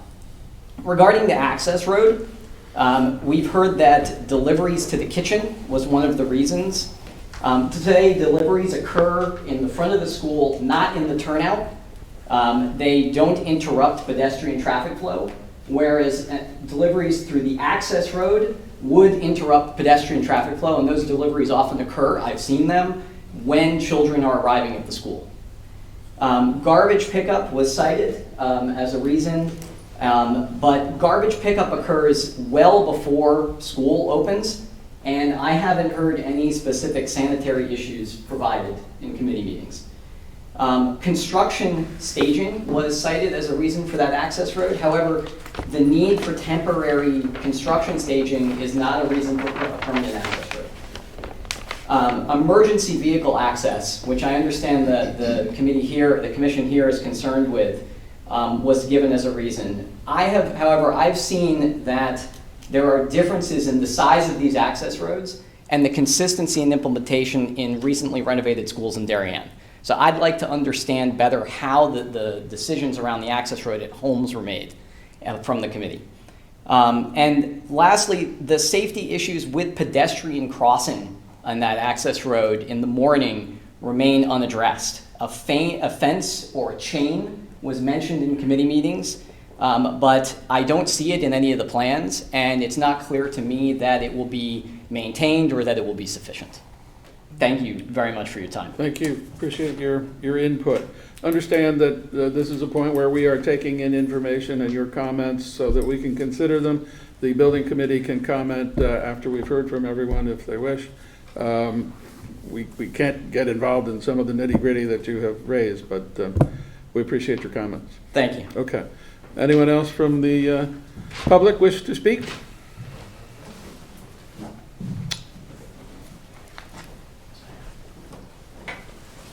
Yes, sir. Please introduce yourself and spell your last name. John O'Neill, O''Neill, 25 Phillips Lane.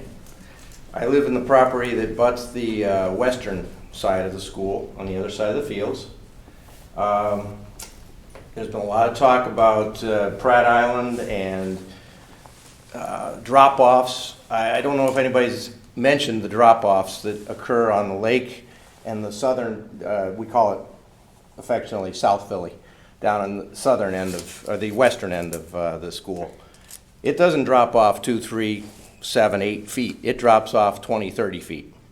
And the stormwater mitigation, I had 2 kids who've gone through the school system. We moved into Holmes 29 years ago. It wasn't open.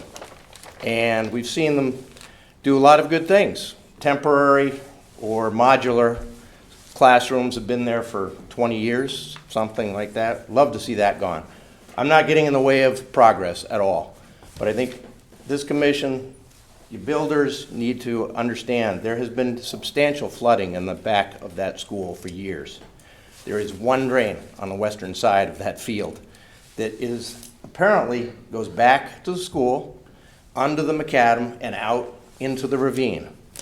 The ravine, I know the people from Lake, there's a reason that's called Lake Drive. There's a lake at the bottom of it. If you're going to put millions of gallons of water in retaining tanks out in the middle of the field, where does it go? And you're creating more runoff. Where does it go? There are people here who have had substantial flooding with a couple of these bad storms in the last couple of years, myself included, coming right over the level of the fields with that one drain that I've gone up there in shorts and a pitchfork to clear the cedar chips that they do a great job with the fields and a great job with, the playground every spring.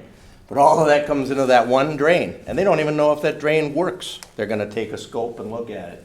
I heard that years ago. It comes flooding down a path that I have between my house and number 27, Phillips.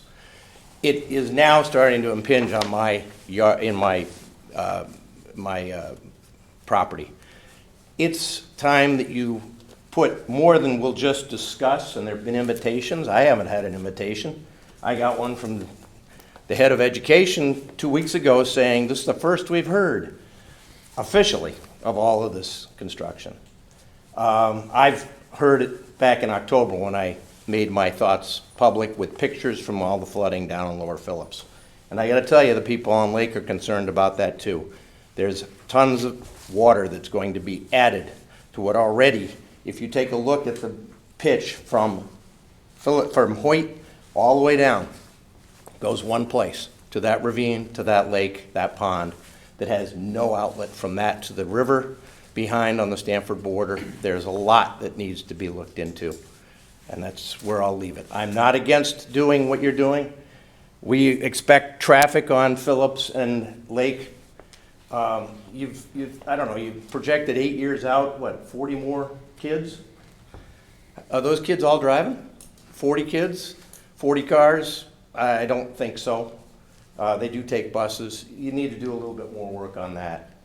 But the storm mitigation is very concerning to everybody living in that area, on Lake and on Phillips. So, yes, parking is important. We live next to a school. We expect a few Titleists, all right, if we lived on a golf course. That has never been an issue.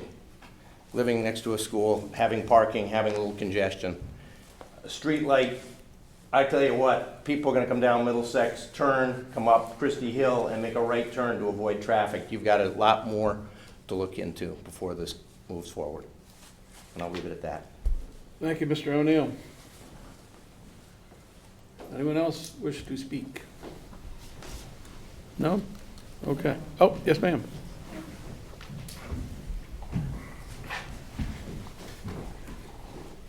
Ready? I am. Susan Calabrese, C-A-L-A-B-R-E-S-E, 41 Lake Drive, the bottom of the hill. The lake, pond, shall we call it, is part of our property. There are 5 houses adjacent, and we are all liable for anything that happens to anybody that accesses that water. And I've been there for 52 years, I think, and never a drop of water until Ida of last year. And Ida put about 1.5 feet of groundwater in my backyard and the front yard. And there's one, I guess it was the morning after, where a school bus couldn't even go down Lake Drive because the water was so deep at the bottom in the middle of the road. And I feel like my kids went to homeschool for 1.5 years, and then they closed it, and we went to every other school and back. But there was never a complaint. I never paid attention to where does stormwater go until I got flooded. So now I found every storm drain overflow thing goes into the lake pond, which used to be a gravel pit. It was a man-made thing, and then they closed it off. There's no exit. And I know that because we have carp in there. And the state came down and said, you can put carp there as long as there's no exit. And we've had it, and it's beautiful. They put aerators, everything looks great. But all that ravine that you're talking about runs right down to the lake. And we have no control over it. So more water, even Phillips Lane water, everything, it's a fishbowl, just goes down like this. And then it goes up a little bit grade-wise, and then the Norotan River is across the street from my house. So I'm more worried about the drainage. And I thought it was going to be a pond, a retention pond, and all of a sudden we're going back to the thing that's under the blacktop, which you can't get at, right? Once it's under there, can you get in there? So I would like that to be my biggest consideration, because we had that discussion, or I saw it online anyway, where they said, well, how are we going to get in there? Just like that other drain. They're going to put a camera in there, but then what are they going to do? Direct it to the ravine. And it all goes downhill. So please, after $20,000 worth of flood damage and the insurance I've been paying for, I'm not happy. I love homeschool. There are at least 60 kids on these 2 streets right there that everybody walks. I counted 75 kids when I go up Middlesex in the morning, walking with the parents and everybody. I'm not worried about traffic. It's more about the water. So please don't rush into any, there's going to be more storms. That's my opinion. Thank you. Thank you, Ms. Calabrese. Appreciate that. All right, we have another individual who'd like to speak. Come on up, please introduce yourself. Paul Kunz, last name is Kunz. I'm at 31 Phillips Lane. My neighbors have expressed the same concerns. I am one of the owners of that private pond. Everything on Lake and Phillips and the school drain to that pond, and there's no exit. So there needs to be a lot of work done about more water coming down this hill. $30,000 of damage in my basement. So, you know, the town is discharging its water into my private pond. Something needs to be done. And my daughter went to Holmes School, big fans of it, want to see it expanded, want to be a great school, but I can't go through that again. So whatever has to be done, I'm a fan, but people need to look in because these maps stop short of where this water's going, and it goes down to that pond. Please take it seriously. It was terrible for everyone. Thank you, Mr. Kunz. Anyone else from the public?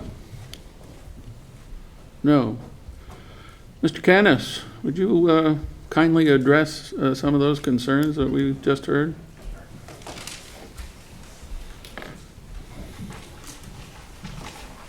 Again, for the record, Joseph Canis with Ty and Bond. With respect to the stormwater, we did do an analysis, and we are increasing impervious cover, right, by virtue of the addition. So what we need to do as part of that is determine, okay, because as you increase impervious coverage, more pavement, right, you get more runoff. So we need to mitigate that somehow. There's two ways you can do it. One is you can detain it and release it slowly over time, so you're not increasing the peak flow. But that doesn't help with volume, right? So what we're proposing with the underground system is a combination of the two, right? What happens is when it rains, it enters the chamber system where it's stored. The outlet is actually high up in the chamber system, so that as stormwater builds up, its first means of getting out is going into the ground. And what that does, it recharges the groundwater, it replicates that natural cycle, and it reduces the overall volume that's discharged from the site, right? So it makes up that increase in volume. Instead of it being discharged into the ravine, it's actually soaked into the ground. Now, in heavier storms, right, in addition to getting that infiltration, you start to get higher and higher in that chamber system, and then it starts to discharge. In those larger storm systems, right, that detains that stormwater, right? So you're holding it in the chamber and you're releasing it slowly over time. So that controls the peak. So that's the purpose of the stormwater chamber system. Our engineering report has an appendix, I believe it's Appendix G, might be somewhere in that range. It's towards the end of the report. Has a detailed stormwater maintenance system plan in there, operations and maintenance plan for the stormwater chambers. In addition to that, we're also proposing some measures upstream of our proposed chamber system to ensure that it doesn't fill with sediment. So some of the things that we're doing, we're including catch basins with sumps. We're including a water quality structure, which is a gross particle separator, which allows particles to settle out of the stormwater before it's put into that chamber system. It also acts to capture any floatable oils and things like that as well. But of course, like anything else, like your car, these systems do need to be maintained, which is part of the reason why we do put that maintenance plan together, and it's also why we're going to add some of the measures recommended by Mr. Ritchie, which include inspection ports and things like that to facilitate access to that system. So based on that, we've done the computations, and don't forget also some of Phillips Lane is also within that floodplain. And unfortunately, you know, Ida was a very terribly destructive storm. It was like, I forget what it was. In Stamford, they got about 9 inches of rain in 8 hours. So it was very significant. That's a 250-year storm event. Unfortunately, there's always going to be some extreme storm event that is going to overtop the system. You wouldn't necessarily design for a 250-year storm for a detention system, but we are designed to the 100. So, for example, Hurricane Elsa, which happened in July 2021, our system would accommodate that. Just picking up on that, you think that the one existing drain on the western side of the property is going to be, it remains sufficient. You don't need any further. Well, Right. looking at that, we have to see what the results of the videotape are, and I'll check with the facilities director to see when that's scheduled for. But one of the things I also, since it tends to plug consistently, maybe it's looking at how the school manages the mulch further upstream. And the other piece of that is, I believe, is an older cast iron grate. Maybe we replace it with a larger grate, so it has more interception capacity. Yeah, sounds like it's worth looking into. Absolutely. Good, thanks, Mr. Canis. One more question. Yep, please. Do you, I mean, the topography in this, flagpole, whatever you want to call it here, where the depression is, I mean, it seems like it's a good 10-foot. 30. 30 foot? Yeah, it goes from 70 down to 39. So how is the water getting over that In 30-foot high hill? In very extreme events, right? What happens is, I don't believe it's that. I don't believe it's that deep. But what happens is during, like, say, the 100-year event, our model does show that it does get up and over that. But that's in existing conditions and proposed conditions. Right, but clearly existing conditions are not workable for the neighbors who are flooding. Right, but our goal isn't, not to make things worse, right? And by doing the infiltration, we are actually reducing the volume that's getting there.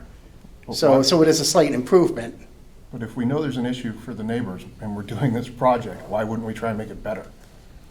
Well, then it becomes a much larger capital project, right? Because then you're starting to make modifications all the way down to the Norotan River, right? Which becomes a public works project. Well, no, I mean, there's a large amount of property here that could detain that water. So I guess, could you maybe do some analysis and figure out how it's getting out of this giant pond that's on your property? Right, I mean, one alternative would be to, enlarge the storage volume there, but then that, the drawback is you're cutting all the trees back in there, right, to do that. So, I mean, we could look at some potential options to increase the storage in that area, but, but we'd also have to take a look at, okay, what's the flip side? What are the impacts of the trees and things like that? So, but yeah, we could certainly look at that. Yeah, it seems amazing that it's getting over a 30-foot or 40-foot high hill. I don't know, it goes down 30 feet. Into the middle. And then it goes up. Right. 5. So how's it getting from that hole up over the hill? Yeah. To the neighbors' properties? Okay, any other questions? Mr. Ritchie, is there anything you'd like to add? Could you? I couldn't hear you. Did you say yes? You know that no. Oh, he said no. Said no. No, he said no, that's right. I know. I said no unless there's any further questions. Thank you. Okay. Okay. Anything else? So, we could have closed it till just that last minute or two, I guess, but we need to keep it open now, I think, right? Did we close Henley and? No, those are kept open as well. Yeah, they can adjust the traffic. Yeah, and I would note that the applicant is going back before the Architectural Review Board in December 13th. So the commission will be awaiting the report from the ARB with respect to facade improvements to the building. And then, we'd like to have Mr. Ritchie and Mr. Del Rio review the revisions to the plans based on the stormwater and traffic as well. Okay. Two more quick things. Okay. Of whom? I'd feel amiss if I didn't bring it up in the last meeting. Do we have bike racks somewhere on these? I didn't notice them. If we're not showing them, we are planning to show them before this project is complete. And then I know that my colleague over here, I'm sure, would be interested in the solar panel percentage of electricity she asked about on the other two schools. We're planning to get that information to you.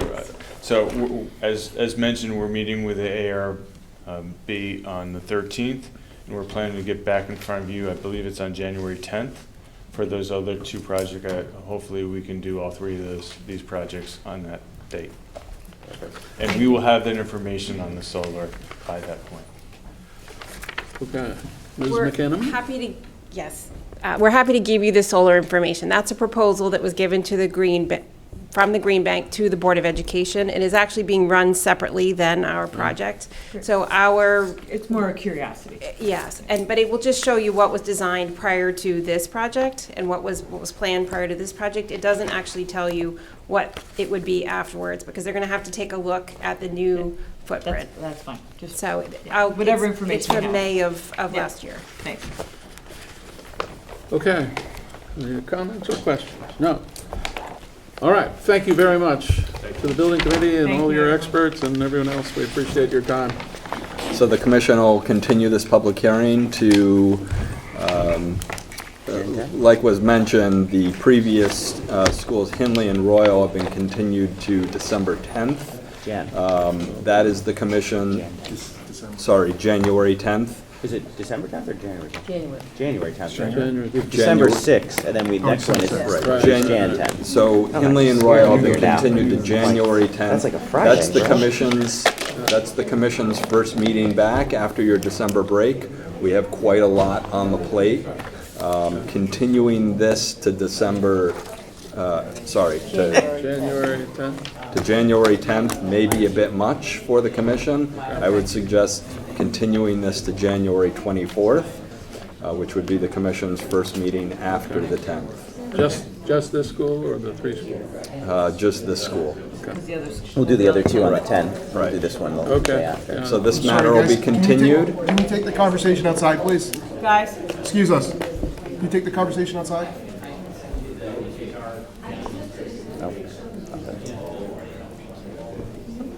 So this hearing will be continued to January 24th at 7:30 PM here in room 206 of Darien Town Hall. Good, thank you, sir. All right, then, general meeting. Shall we look at the flood damage prevention application number 431, the land filling and regrading application number 531 of William and Jennifer Dowling for 35 Old Parish Road? And draft resolution was in our packet. Oh, my goodness. I looked through it, couldn't find a typo or a darn thing. This, I mean, walking outside the doors? Does she? Not enough. no, you can't. Does she record this or is she done? She records it. Yeah. You okay? Oh, sure. I'll get them next time. Just, So the, We don't need a workman's comp. right? No. the application for 35 Old Parish Road was to construct a new pool and associated patio area and to perform related site development activities within a regulated area, including minor regrading of the property and installation of stormwater management.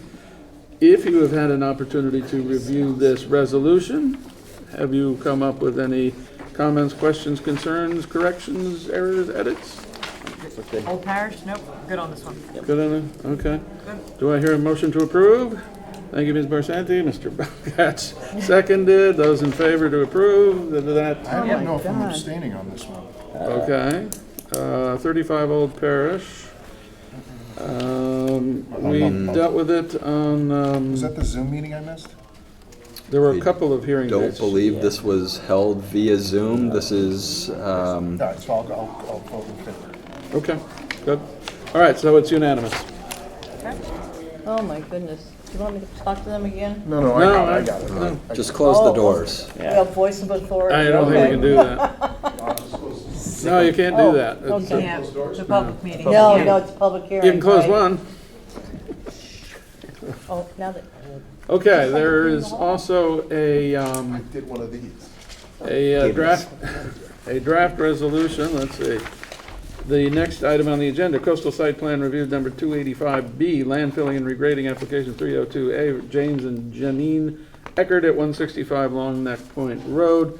This is to construct a detached garage, a series of terrace retaining walls, and to expand the existing driveway and parking court, and to perform related site development activities, including regrading the property and installation of new and expanded stormwater management within the regulated areas. If you have had an opportunity to review this, do you have any comments, questions, corrections, edits, or concerns? I have one recommendation. Okay. Under stormwater management, number 7, in the application for 5 573 Middlesex.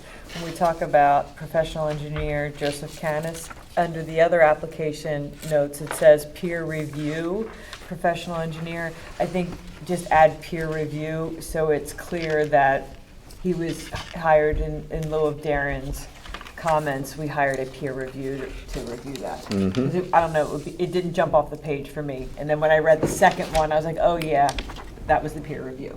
If we could Okay. just add that, it would just make it a little Okay. bit clear for the, Okay. for the record.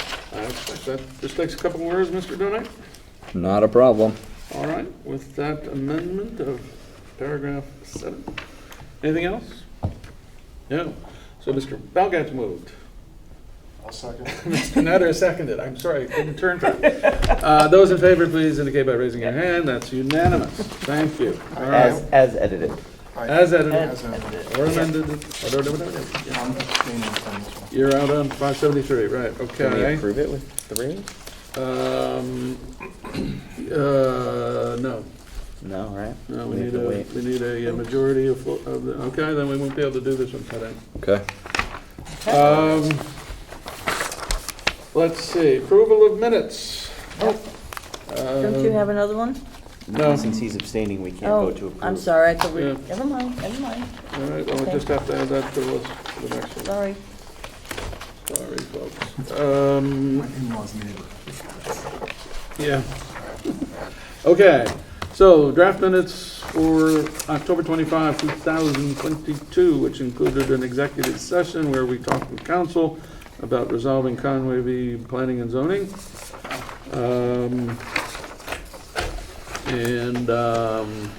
This is the very first 6 and 8 Pratt Island. We continued. Yep. Yeah. I didn't have any concerns of what I read.